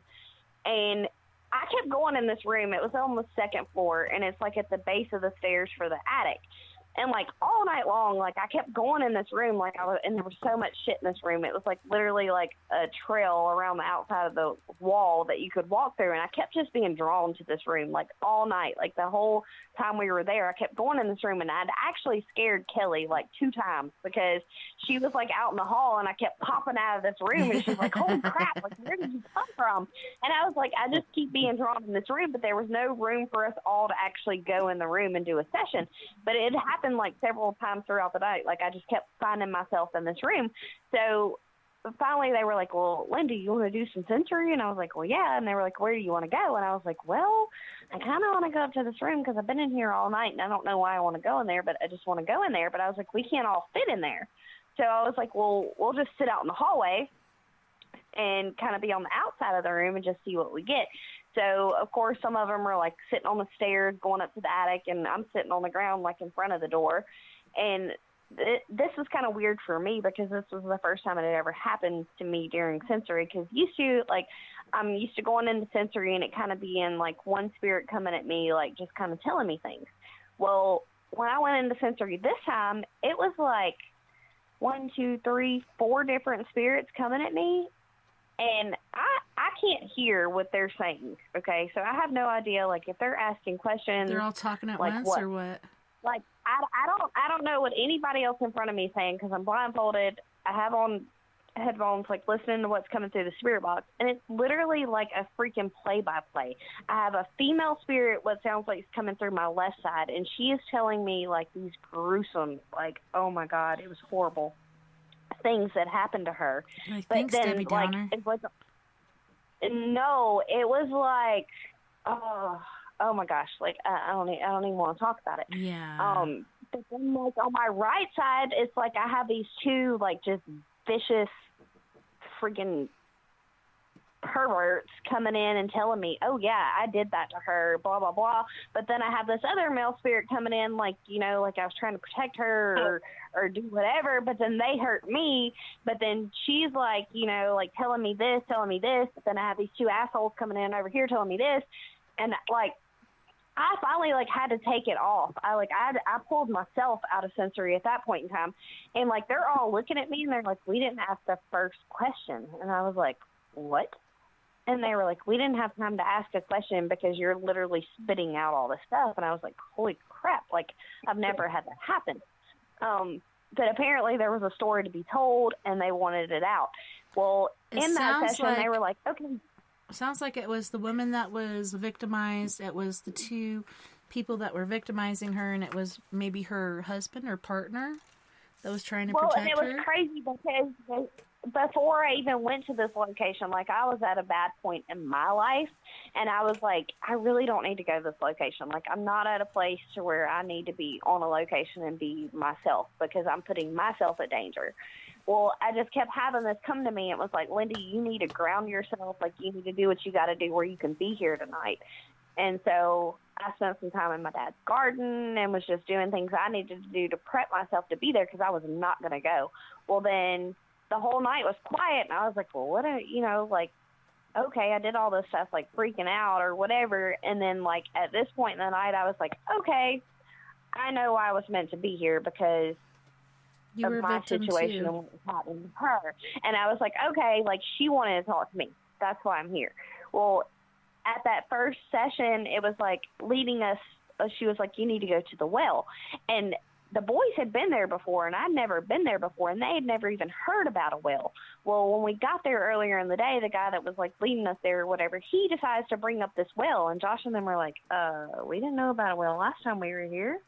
What the hell? Well, then the well came up in sensory, so I was like, we need to go outside. Like, we don't need to be upstairs anymore. Like, she's telling us, like, we need to go to the well. We need to try to go out to the well. So we go down there, and, of course, I'm like, I'm ready. I'm like, let's go back into sensory. And I get into sensory again, and it's the same spirits except for her. I guess it was, like, her boyfriend, husband, whoever. He wasn't really coming through down there. It was just these two. I don't even know what to say about those two that were coming through and her. But, and it was the same stuff coming through, and, like, at one point, like, I could literally feel everything that she went through, and I broke down crying, like, like, at that point, I didn't even pull myself out, like, they pulled me out. But it was crazy, and after that, I was like, okay, like, I want to shut these two off, like, I just want to tell them to shut up, like, I want to talk to her, because if she wants to cross over, like, she needs to cross over, and I want to be the one to help her do that. Like, she deserves that. Like, I feel like she's told her story. Like, if she wants to cross over, I want to give her that. Well, then, of course, they were all freaking out. They were like, do you really want to go back into sensory? And I was like, yeah. Like, I'm going to put these two jerks in check, and I want to talk to her. So we went back upstairs, and I pretty much immediately, I was like, you two, I'm not dealing with y'all anymore. Like, y'all need to sit back, shut up. Do you know what Robert from Australia said? He's an astral healer, and he's actually helped my sister a lot. He said the second guy was a preacher. Oh. And what's crazy is, like, we were having come through that night, like, FBI, police, and it just so happened the guy that was letting us in here was a police officer, so we think it kind of ties in somehow. But we get back upstairs, and she kind of got quiet, and I had some other spirits coming through, and finally, like, I just shut it down. But, like, I have some unfinished business over there. Like, I really want to go help this girl, and I've tried to research to find out who she is and her story, or try to get some actual, like, proof that that's what happened, but haven't had much luck because this whole location is crazy. But I know some really bad stuff happened there, and I don't doubt that it was a preacher. Just saying, I don't doubt that at all. I don't know. He said South Cherry Street, good size place. What's the name of the road that place is on, guys?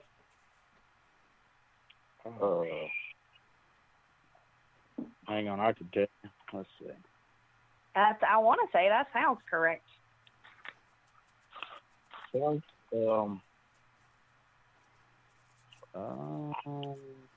he said he found looking on Google Earth of the Magnolia property. Second guy was a preacher. South Cherry Street, good size place. Eee. Hey, if you go to our page, we actually have the sensory down by the well on the page. You can go back and watch it, and you can actually see, like, how I was affected during that. Like, it was intense. Like, I literally broke down crying. I know, and I can feel that. But on that note, I hate to interrupt, but we do have to go to our second music break. On this break, we have Antidote for Savages, The Bottom Line, Let Me Be Your Home, as well as Lumerian Crypto. You guys don't go anywhere. We'll be right back after this music break.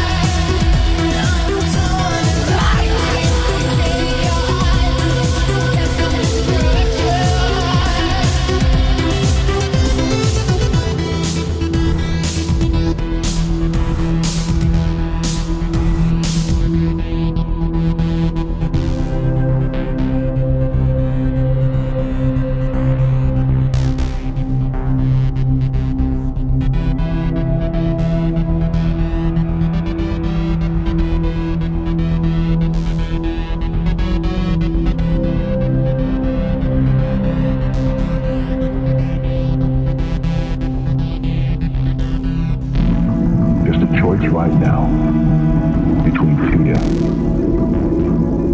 and love.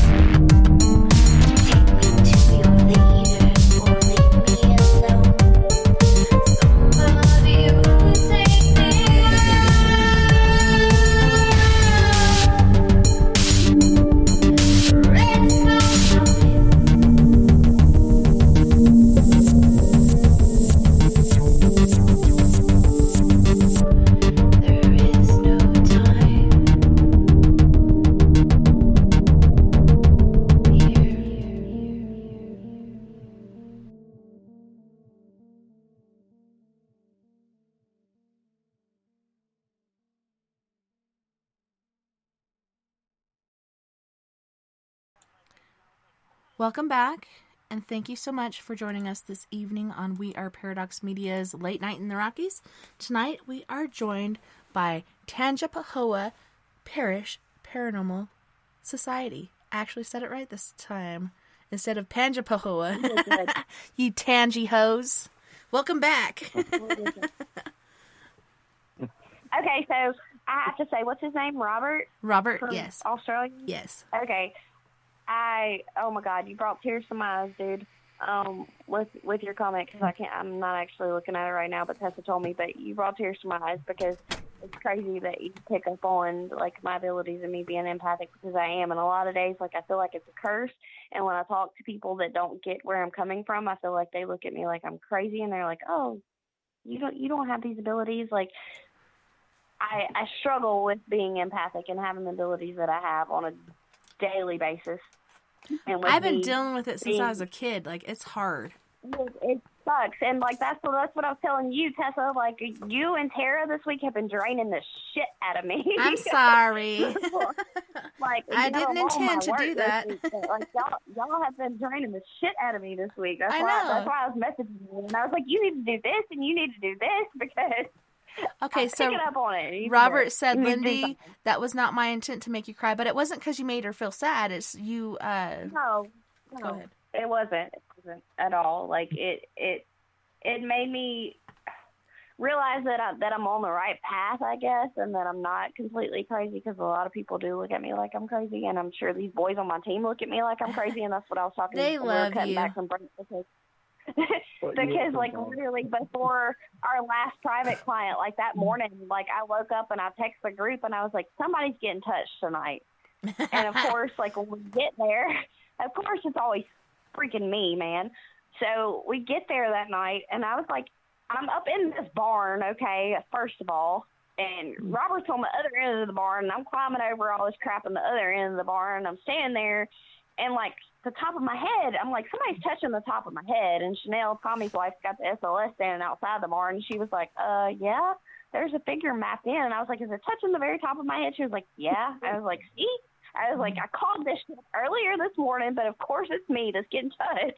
Like, why? But yeah, it happens all the time.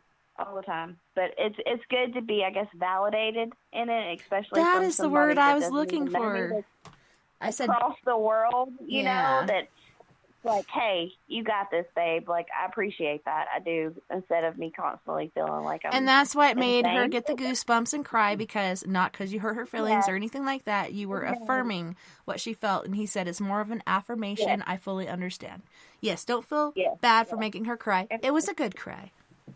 It was a good cry, I promise. I promise. And it wasn't a full-on cry, but you did bring tears to my eyes. I don't want to cry. But, yeah, it feels good to have that affirmation behind what I do. And it's taken a lot of me growing into that gift, because for a while, like, I kind of shut it down. But since being in this field, I've kind of had no choice but to open up to it. And I'm kind of one of those people, like, where I have to be thrown full force into something and just, like, kick ass at it instead of, like, easing my way into it, should I say. So me kind of throwing myself into it and being thrown into it kind of catches other people off guard. And I guess they kind of look at me like, oh, she's nuts, you know? So well, I think you guys came together for a reason. Else, like, you know, it just feels good. Yeah, I think you guys came together for a reason. Because I think these guys do believe in you, even though you feel awkward sometimes. That's just a part of it. Because we've been feeling awkward since we were kids and going to school and sharing our experiences with other kids. And they're like, don't play with her. She's crazy. You know, we've been dealing with this our whole lives. I'm sure Tommy and Josh probably on a daily basis with shit that comes out of my mouth. They're like, yep, she's nuts. We know it. Well, the way I look at it, I mean, you bring a different element to the team now, you know. The crazy element. I'm on it. We're got you covered. 10-4. Gotta have the batshit crazy going on, man, or it ain't fun. Just kidding. No. Yeah, you throw it off. Seriously, it's a good thing. Yeah. And, well, that goes back to like Magnolia House though. Like when I'm sitting there with them, and like, granted, like we've investigated together for a while. Like when I was on another team, and you know, like we had done joint like ventures together. But like, as far as like being like with them on investigations, a part of their team, like it was so weird for me because like they don't really know me on that level as far as going into sensory and whatnot. And then here it is, like I have these spirits telling me pretty much like, I've got these male spirits coming in. Oh, I sodomized her, and I stuck this in her ass, and I did this, and I'm sitting there in sensory, and I'm like, I don't want to spit this out of my mouth in front of these people. Like, I know, it makes you uncomfortable, right? Like, they don't know me like that, and here I am, like, trying to relay these messages, and I'm like, oh my God, like, do I say this out loud right now? Like, I don't want to say this in front of them. And then it was even weirder because I come out of sensory and they're all looking at me and they're like, you just gave us a play-by-play and we didn't ask the first question. But then it was different when we went and did sensory like down at the well because they were asking questions and they were getting direct responses. And then, of course, they see me breaking down. And they're just kind of like, well, then Eileen was there, and Eileen was like going back, like it was so hard for me going back and watching the live too, because we did a live and posted it on our page. I'm Y'all just can go wondering, back and watch that, by the way, for me, listening. But Eileen was like, we need to pull her out, and like I literally came out of that like in tears. For me, I wonder what the well's all about, like, and I keep thinking baby. We've yet to find the well. We've yet to find it because it's covered in like brush and trees, and it was wet and just nasty. And like we went to the edge of the wood line, but like we actually want to go back during the day and find it. And that's another crazy thing about this location. There's a basement dowsing somewhere. rods. There's Dowsing no rods. entrance. Have you guys done that? There's no entrance to a basement. Have you guys tried dowsing rods? No, but That I will would be, next time I actually have yes. I wish I was there. Man, maybe I can come out there someday. Come over here and go with us. Yeah, because over here and go with us. I'm a badass dowser, and I guarantee we can find that. We can find that well, even though it's overgrown, because I feel like I keep getting baby. So I'm wondering, was there a baby? Well, like literally in sensory, like when we were upstairs doing sensory, like they pretty much told me, like, yeah, we killed her and we put her in the well. And so I was like, okay, we need to, like, I pulled myself out and I was like, we need to go to the well.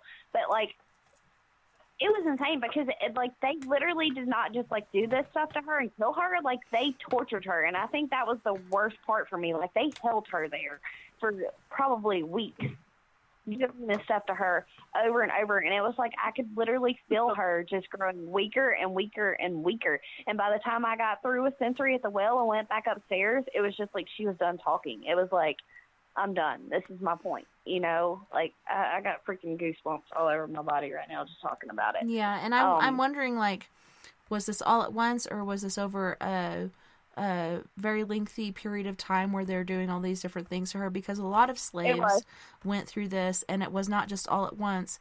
It was over a very lengthy amount of time, and I think perhaps that she did get pregnant, and that's the reason they did throw her in the well, and then they covered it up the best they could, and now it looks like just any other place on honestly, there. I don't think this was slave period. I think this was more recent, just because during the same century, they were bringing up literally the guy's name that was letting us in this house. Mm-hmm. That name kept coming up, and it kept coming up, police station, FBI. I know. But you know what I'm picking up on? It wasn't... Okay, so you know how there was a slave period and all that demented stuff that happened back then? Maybe this was a replay. You know how people do messed up stuff in the same place? And it's kind of like a replay of what happened before? That's what I'm getting. Robert was saying, I shut mine down from 1994 till 2015. So, yep, I know that feeling. I didn't open mine up till 2012 when I'm like, fuck it, I don't care what anybody thinks anymore. I'm going to help people. Then he said, I'm picking up on the well, that it's a stone well with a couple of stones in the inside wall that has something hidden in there. But yeah, she said it's been covered up, so you can't even find the well anymore. Well, I wouldn't doubt that with all the brush and everything that's over there. I wouldn't. Yeah, like my abilities, like I've always known it was there, but like that goes back to my point of me doing research on locations now, because when I first jumped into this whole paranormal world of actually starting a team and actually going out and trying to help spirit and humans, my second location, Rampart. Knew nothing about it. We just set up. We were going on a ghost investigation. That was it. Well, after my experience that night, and literally the lady that owned the building, when I got affected the way I got affected, and I had to come downstairs and use some holy water and some Florida water, she looked at me and she was like, "You know you're an empath, right?" And I was like, "Well, I've known that, but I've kind of tried to shut it off just because it's how it's affecting me." And she was like, "Yeah, well, it's pretty much time for you to open that back up now." And I was like, "Okay." But literally, my head got set on fire. My ear was burning. And if you don't know anything about Rampart, please go back and Google it and watch documentaries on it because it's crazy, insane. The guy and girl that lived in this apartment, he, I guess, had PTSD from the war. He wound up popping his girlfriend and putting her head on the stove to boil, which is what I was feeling. And then the next day when I went back, I actually felt the part of him putting her torso in the freezer and freezing her, but he actually was cooking her head on the stove, trying to dispose of the body. But I felt all of that within 2 days. So after that night of me he was trying to hide it, it, but at the same time, he was leaving notes all over the walls and shit. How does that make sense? Yep. But and guess what? When underneath their apartment was a voodoo place. Yes, and that voodoo priestess still owns that building, and she literally looked at me, and actually there was a drunk girl on the floor, trying to talk to her, and she literally was like, "Shut up, I'm not talking to you, I'm talking to her," and pointed to me, and my girlfriend that was on my team came downstairs with me because I left from upstairs, because immediately when I set foot through the threshold, my ear started burning, and it was burning the whole time I was in the building. But when I got upstairs, past the stove, almost to the bathroom, my whole ear, literally felt like flames were coming out of it. And I was like, I can't be in here anymore. I was like, it's not just burning, it's literally hurting me at this point in time. I went and sat in the living room, and I had a periscope going off, and it was on the right side, which was my ear that was burning. And I remember Bloody Mary, she looked at me, and she was like, "Are you still being affected?" Because immediately I said something to her downstairs when I set foot through the threshold. I was like, "My ear's on fire, it's burning, what's going on?" And she acted like, "Oh, it's nothing, it's nothing." Well, then when I sat down out there and she asked me, she was like, "Are you okay?" And I was like, "No, I can't go all the way to the bathroom." I was like, because my ears literally got flames coming out of it right now. She just yelled. She was like, "Addie, leave her alone." And when she did that, from my chest up went in flames. And I was like, I can't even be up here anymore. I went downstairs, and that's when the drunk girl was trying to talk to her or whatever. And she literally was like, "Shut up, I'm not talking to you, I'm talking to her." And she pointed at me, and she was like, "You realize you're an empath, right?" And I was like, "Yeah, I've always kind of known that. Just I know it more so now." And then she gave me the backstory of what happened there. And I was like, okay, well, that makes more sense as to why I'm feeling what I'm feeling. So after that, I was like, okay, no more me walking in blind to locations. I'm doing some research on the location. It was bad. And I was affected for a long time after that, too. So me, I guess, with my abilities is kind of why I'm leery of going into locations now, not knowing my history. Because if I would have been made aware of the history of that location, I would have prepped myself a little bit more to where maybe I wouldn't have been if that would have affected helped. How can you prepare for your head feeling like it's on fire? You can't really prepare for that. It was bad. It was really bad, and it honestly scared me a little bit, because. And that was not on you. That was on Mary, and I don't know. I appreciate what she's doing, but at the same time, I've never got the best feeling off of her. Really. Yeah, I don't know. Okay. I don't know. So now I do my homework. Yeah. Have you found that it kind of takes you off base a little bit as far as you preemptively think things that you shouldn't think in the first place, or? I think in some cases I do, but I think really what hinders me is more of okay, well maybe typically I'm okay, should I speak this out loud? Or a lot of times if I'm feeling stuff I'll write it down, because I always have a notebook with me too on location. I'll write it down and not necessarily speak it out loud, but I try to decipher the two, okay, is this what I'm really feeling? And it's taken me a while to kind of come into that, as of whether it's just in my mind, principally thinking that, or if it's really what is coming across in the moment, What about you guys? Josh and Tommy, have you guys ever had anything crazy happen to you on location like that?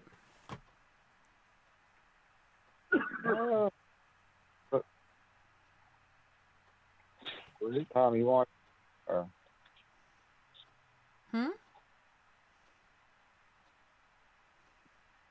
Josh or Tommy, whoever wants to go first. Yeah.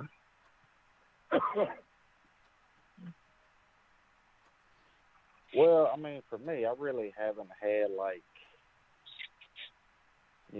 experiences like Lindie has had. I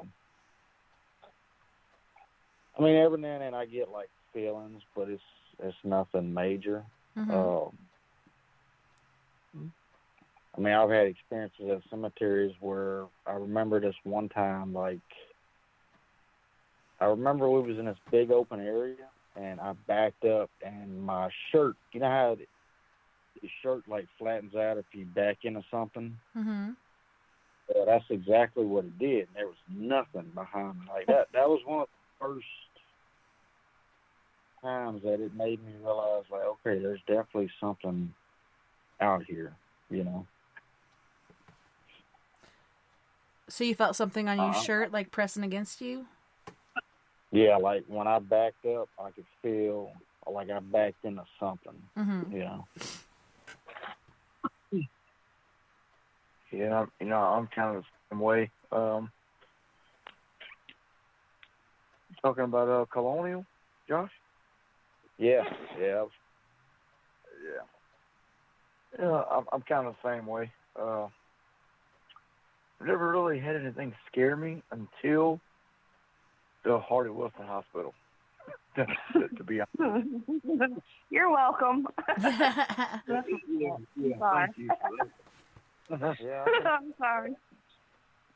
I tried to prep you. I did. I tried. I'm sorry. That's all I know to say.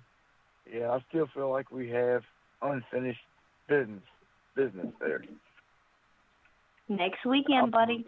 Going. Oh, I know. And I'm sorry, my voice is all messed up right now. But Dude, you're so sick. I'm like, do you have one of those oxygen monitors? Like, luckily, my brother-in-law gave me an oxygen monitor that I could put on my finger, and for the longest time, I was in the 70s and 80s. I'm finally back up to the 90s every time I put it on. Low 90s, even though back in the day, in the good old days, a couple months ago, I used to be in the high 90s. Now I'm in the low 90s, but at least I'm in the 90s. But for a while, I'm like, hey, I ain't in trouble till I get to the 40s or 50s, you know? So yeah, 70s and 80s was good for me, but yeah, having that oxygen monitor and stuff just to make sure everything's going okay is pretty important. And those only cost like $20, I think. But yeah, seriously, keep an eye on that stuff because you're scaring me over there because, man, I feel you so hardcore with this stuff. He's normally more talkative too, and tonight he's really quiet. Yeah, he's not feeling good at all. I feel bad for Mr. Twinkie Fingers. Like, man. Well, I'm gonna go ahead and tell you, Tommy, but you need to like feel a whole lot better than that before you walk into that hospital next weekend. I'm just saying. Yeah, we don't have to put you on a monitor and shit. If you're not feeling Hey, better, you know I what? don't advise you coming He could be a next weekend. trigger object. You guys could have like an oxygen machine on him and oxygen monitor and wheel him around in a wheelchair, and he could be like a little trigger object or something. I get that in a typical location, but this is not a typical location to where I want to throw him in as a trigger object when he's I'm already just sick. trying to I'm look just at the saying. positive. I'm just saying.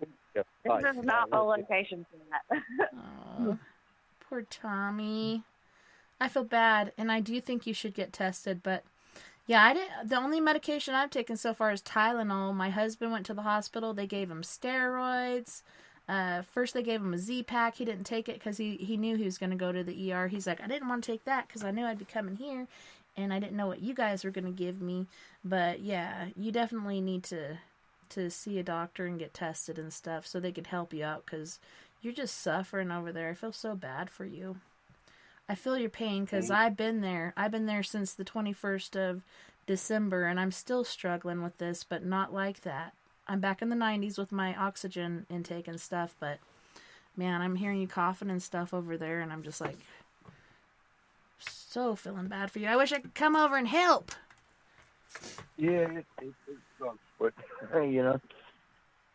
You could do it. What it is. You can do it.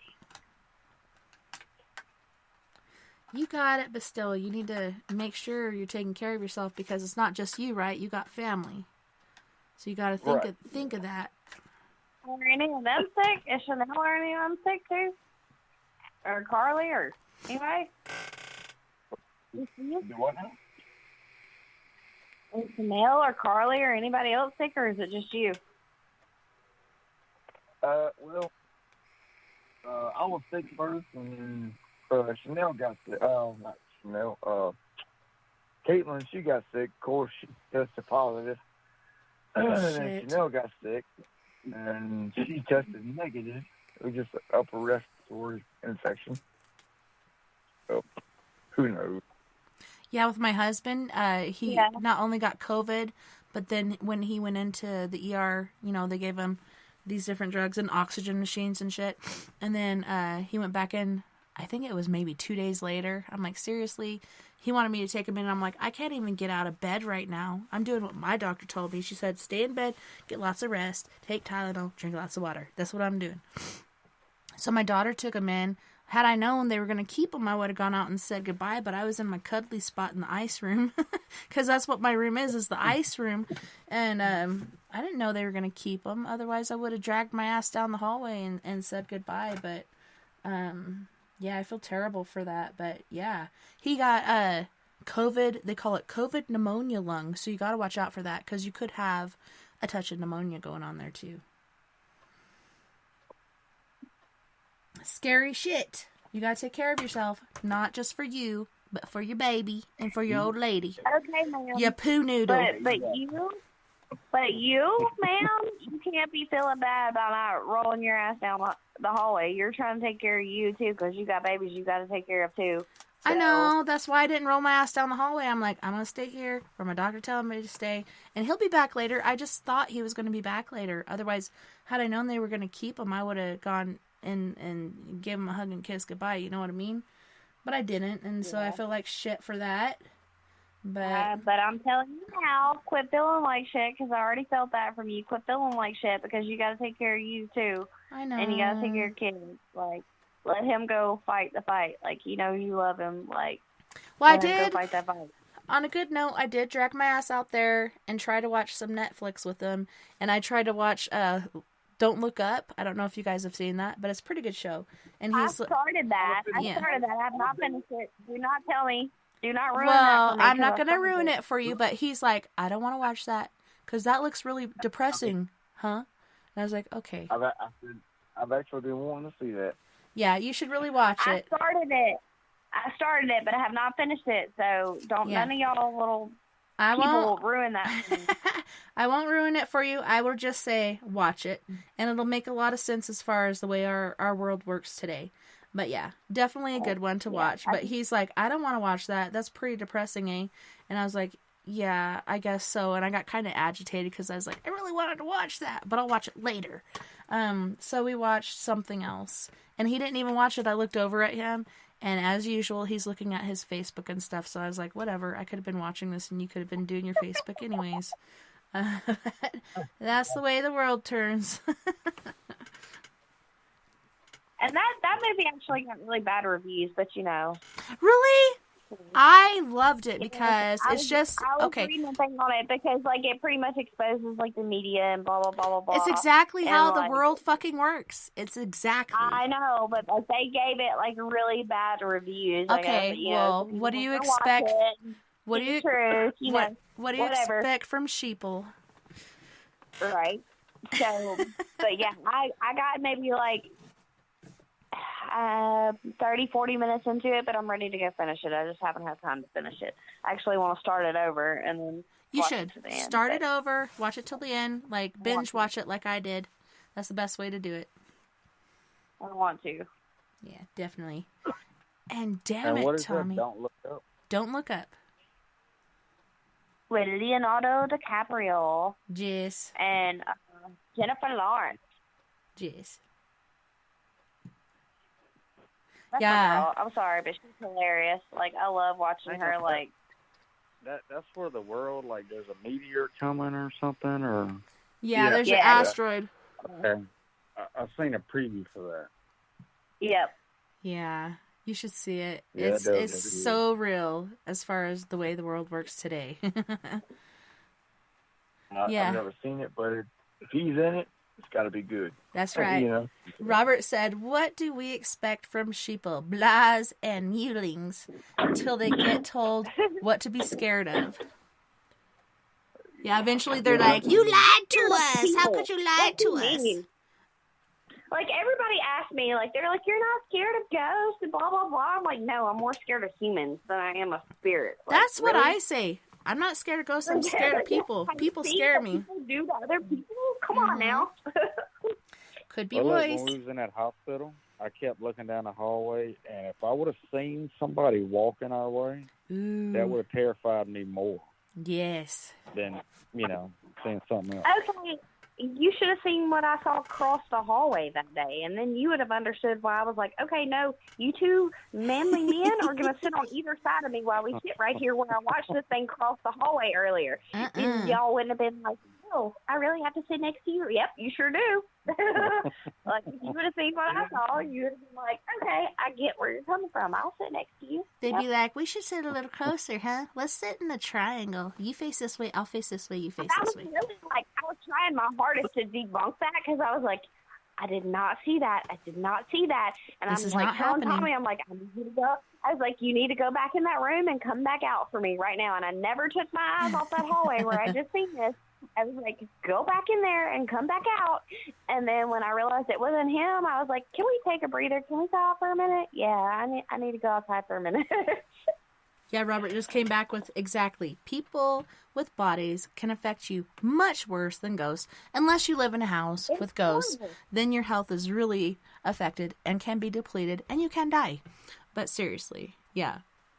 All these things are bad. I don't know.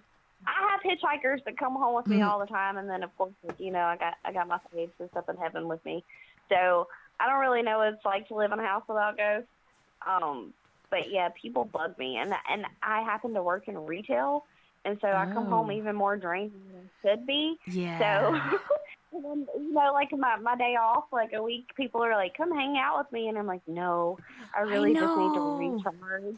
Isn't that bad? Be by myself. And then they're like, "You're antisocial. You don't have any friends." And I'm like, "I like it that way. Solitude is good." I have my glass of wine and my Netflix. Leave me alone right now. Like, and I'm horrible because a lot of times, like, I don't even watch TV. Like, I'm more comfortable just being, like, on my porch with my fur babies, watching them run around my yard or watching my birds and just quiet or with my music going. Like, I don't even watch a whole lot of TV. Like, I'm just good, like, in nature or in quiet. I'm good with that. Right. And that's another thing. People are like, "Oh, you really like that?" I'm like, "Yeah, it's good for me." I know most people are like, "Oh, solitude is depressing. You fall off the deep end." I'm like, "No, it revives my soul." Yeah, a lot of the negativity in the world is too much. I totally agree.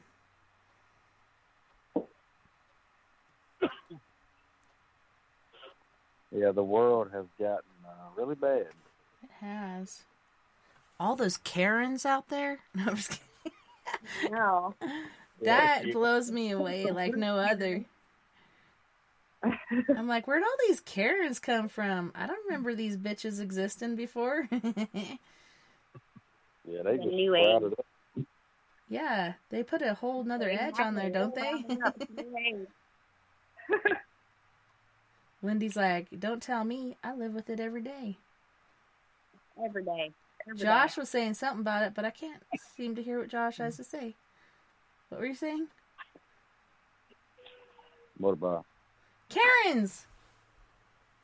Oh, I was just saying they all of a sudden they just sprouted up everywhere. I know. Where the fuck did they come from? It was like somebody got a Kremlin and then they fed it after midnight and then the little Kremlins got wet and they turned into Karens and now we got a bunch of Karens running around. Like, that's all I could figure. What do you? Yeah. Most definitely. It's so weird because I've never seen people like this before. They're so entitled and think they run the world. Karen's What in. scares me is this is like the future leaders of our country. Oh hell no! We're down. It terrifies me. It terrifies me. Maybe it's because I we have have nightmares. global warming or something. So this is just a part of the end of the world. So we don't care anymore. Because of Karen. Yeah. The end of days. It's gotta be. That's the only thing that makes sense. I'm thinking it is. I really do. I think it is. Yeah. That's the only No thing that doubt. makes sense, really. Why else would they be does. here? I don't know. It's worse than paranormal. Yeah. To me, like, Some days I almost long to like. Sorry, what were you saying? Go ahead, Josh. Like ever since the pandemic started, it's like people really don't care no more. Like it's done. Except for Karen. Well, yeah. She cares too much. About nothing. See, that's the fucked up part. People aren't caring about what they need to care about, except for Karen. She's caring about things she shouldn't care about. So maybe that's what's making this off-kilter world kiltered? I'm not sure. I mean, is it like a new age, like Holocaust, like the whole COVID thing? Like, I don't know. Yeah, the pandemic. Drinking everything and wearing masks. And the thing about it to me is, like, the people that are vaccinated are still getting it again. So, like, I don't know. Yeah, I'm not vaccinated. I won't be vaccinated until they finally figure this shit out because, like you said, even vaccinated people are getting sick from the Omicron and all these other things because it keeps mutating, and this is just experimental, and to me, it's too experimental. I've been in the military. I'm not going to be a guinea pig anymore. I've seen this happen before. Not going through it again until they actually get it right. And people look down on me for it. Because, like, yeah. my kids are, like, suffering from this. Like, my son could care less. He's begging me. He's like, oh, my sister got quarantined again. Can we tell them, like, I've been exposed? I'm like, no, your sister never tested positive. She got quarantined because she was exposed. Like, literally, she got quarantined last week, okay? Well, the week before at this point in time. Came home. They let her come back. Well, they were out Monday. She got back Monday. Thursday, literally, like, my dad dropped her off to school, and she had to call him to come get her, like, 30 minutes later because she was quarantined again. Still no symptoms, no nothing, but having to come home. And this is a kid that is a straight-A student. She is president of her FBI club. Like, she, like, lives, eats, breathes freaking school. Yeah. Like, if the school door is open, she wants to be there, and she wants to be front and center. And she, actually, I need to send y'all a picture of this because it's hilarious, because we have this whiteboard in our kitchen and we always, like, leave notes to each other. And, like, when she got quarantined for the second time, she, like, wrote this note. Let me go walk over here and read it to y'all because it's hilarious. She was like, I hate being quarantined with a passion, exclamation point. Like, this is my child. And, like, literally, she's no symptoms, like, nothing, but yet she's having to stay at home and do virtual, and she's like, I just want to go to school. Like, I just want to go to school, but I feel like it's all, like, a control thing. And I hate that because my kids are having to live this, you know?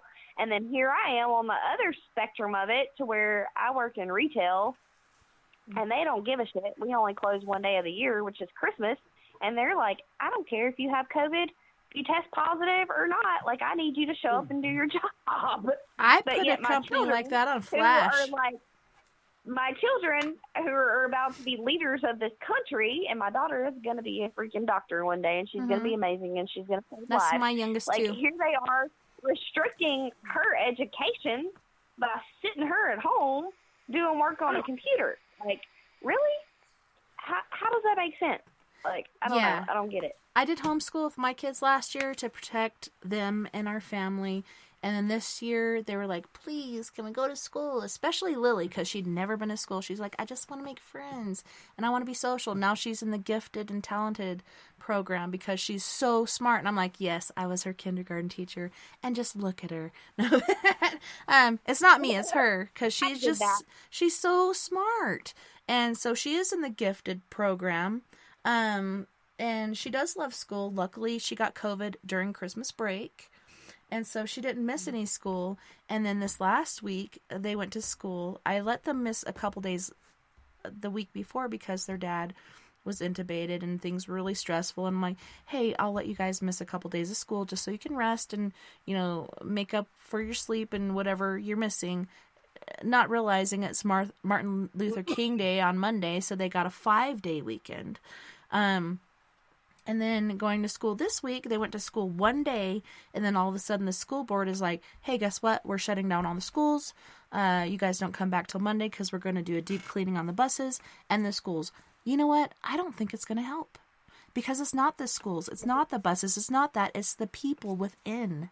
And, I wish that would fix it, because for the sake of Lily, who wants to be at school, as opposed to all the other kids that just want to stay home, she's going to be pissed off. She's not going to like it at all.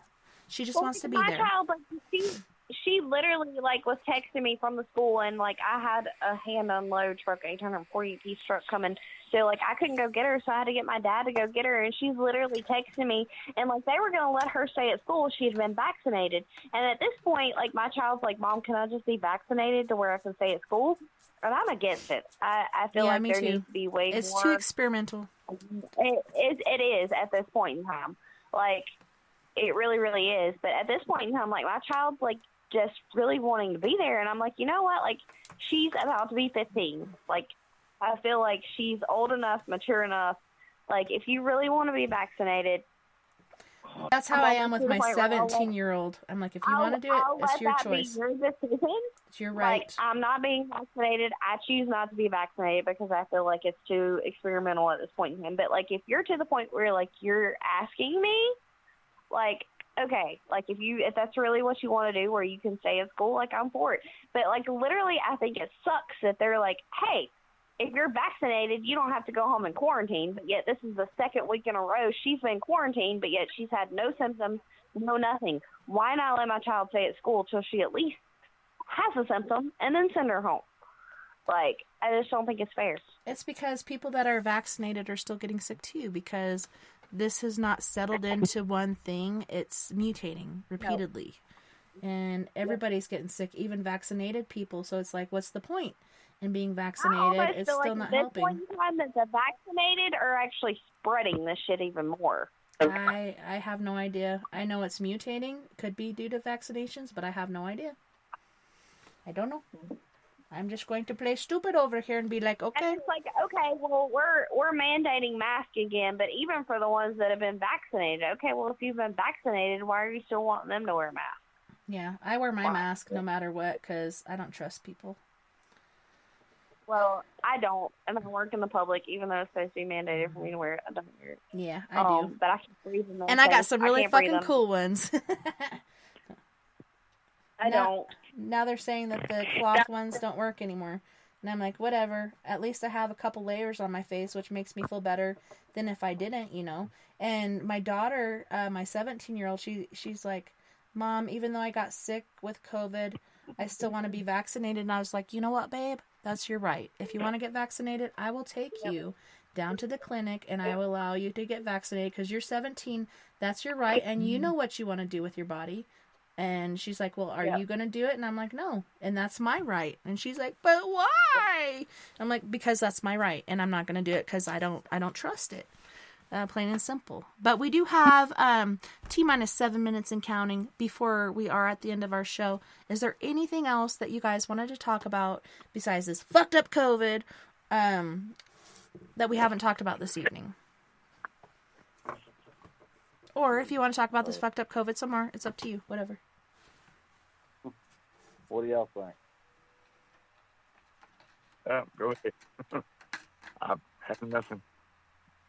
Oh, that's nothing. They never have anything. My poor Twinkie fingers. I wish I could just bring you a bowl of warm chicken noodle soup or something. Some vitamins and shit. Yeah.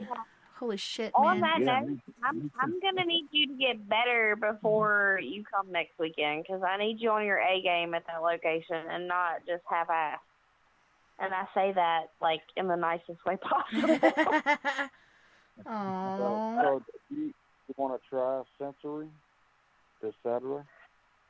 Let's get in there and get a feel for the location and how the energy's gonna be before I agree to that.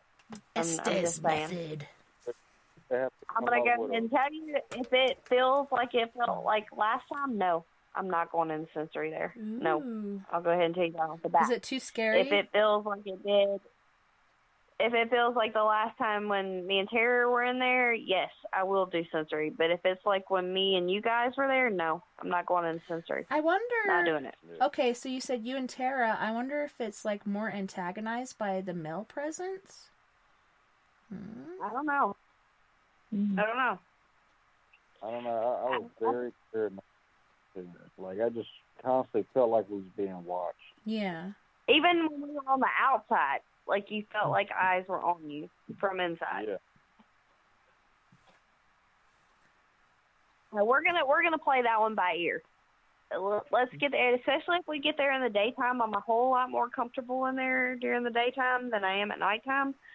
But if we get in there and the energy's like it was the last time we were there, no. That's a straight up no, hell no. Not just like, no, but hell no. It's not going down. It's not going down. But if we get in there and it's kind of calm and chill, yeah, I probably will. But Shannon is going with us, by the way, too. So maybe if I don't do sensory, but I will tell you this: I will feel a whole lot more comfortable doing sensory with her there. Just saying. Why's that? But it's really just. It's going to depend on the energy in the building. Oh, is it because of the energy she puts into it? Well, you know, she's a medium, so she's already on that aspect. But she's investigated with me enough to know me and know when to pull me out, I guess. And she just, I don't know, she just knows me. Yeah. So makes sense.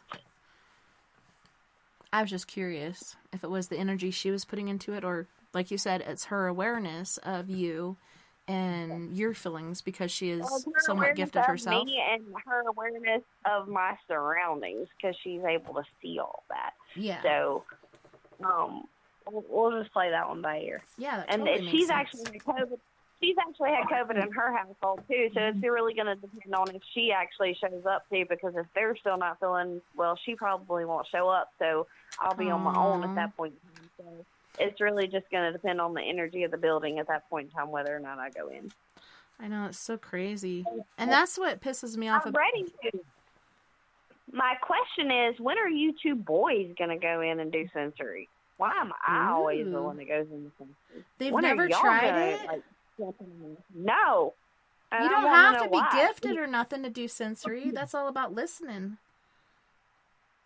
I mean, I'll try. See how it goes. That'd be cool. Yeah, because they always throw me to the wolves. They're like, Lindy's got this. Go, Lindie. Go, Lindie. Well, maybe It's your birthday. It's your birthday. I'm gonna need y'all to jump in on. I don't know if that's a location for y'all to try it out on, but yeah, most definitely. Like if we go to DeRitter or whatever, like yeah, y'all need to jump in on that. Tell you what,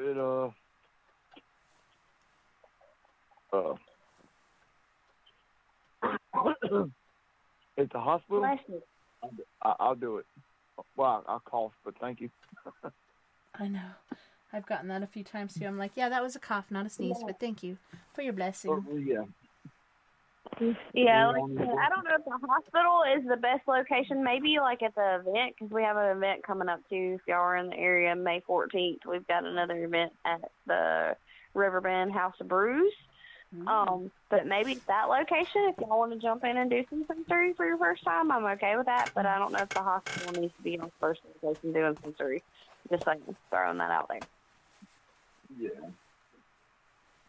But I would love for y'all to jump in and do that and experience it. We'll do it. Will do. Yeah. We'll do. Oh. Well, I'm yeah, glad. and if anybody listening is going to be close on the 14th, y'all definitely buy some tickets and come hang out with us. And that It's was really cool what, location. 14th? January? It's May February? 14th, and May. It's at the May 14th, and it's going to be at the Riverbend House of Brews with Robin, and she is awesome. She is like the best soul. But we've actually investigated there. Well, I've been there several times, but they've been there twice with me. But it's really good energy there. It's a good place. It's right on the river. It's a really cool location. Yeah. Lots of history. I'm just wondering, Lindie, can you get some zinc and vitamin C and D3 to Mr. Twinkie Fingers? Help him up with it. I'll have to message his wife and be like, I need y'all to get on this. We gotta hook him up with that. Get him off the fucking ibuprofen. Give him some acetaminophen. Get him a hot toddy or 3. Hot toddy always works. Yeah, hot toddy is a miracle remedy. Yeah, but get the fuck off the ibuprofen. You don't need that shit. Maybe have a baby aspirin or, something. But, definitely take a week's worth of acetaminophen. Take your D3, your zinc, and your vitamin C for sure. Because, man, you're making me feel terrible over here. I feel so bad for you because I can relate. This shit sucks, and it's no joke. Yeah. Man. Yeah, it does suck, but hey, over here. Well, not only that, but we have another podcast, by the way, if y'all want to check that out. What's it going to be on? Is it going to be on Swamp? What is it? Which one is it going to be on next Swamp the Friday? Swamp? Swamp. Something. Or something. Ooh. Or is it going to be the Petri dish that we're on? Which one is it? I can't remember. But we're going to be on another podcast next Friday. But then we have the hospital next Saturday, and I need you on your A game. So I need you 100% better when we show up there. Well, all I know is you got to get some vitamins down my boy over there, Mr. Twinkie Fingers. Okay, well, you need to be on Josh about that because Josh lives by him. I'm an hour away. He's hurting my heart, man. I can talk till I'm blue in the face, but Yeah. I'm definitely gonna get something. If you like that vitamin C emergency stuff, that stuff works really good. But yeah, definitely zinc, vitamin C, and D3. And I've heard a lot of good things about that emergency, if that's easier for you, just to mix a drink or something. But shit. Yeah, you mix it with some water and down it. Yeah. Pina colada one's really good. If you like pina coladas. Oh shit, we're at the end of our time. Well, you guys, it's been awesome having you, and I hope to have you guys back soon. Especially after... It seems like this time flew by. I know, it's way too fast.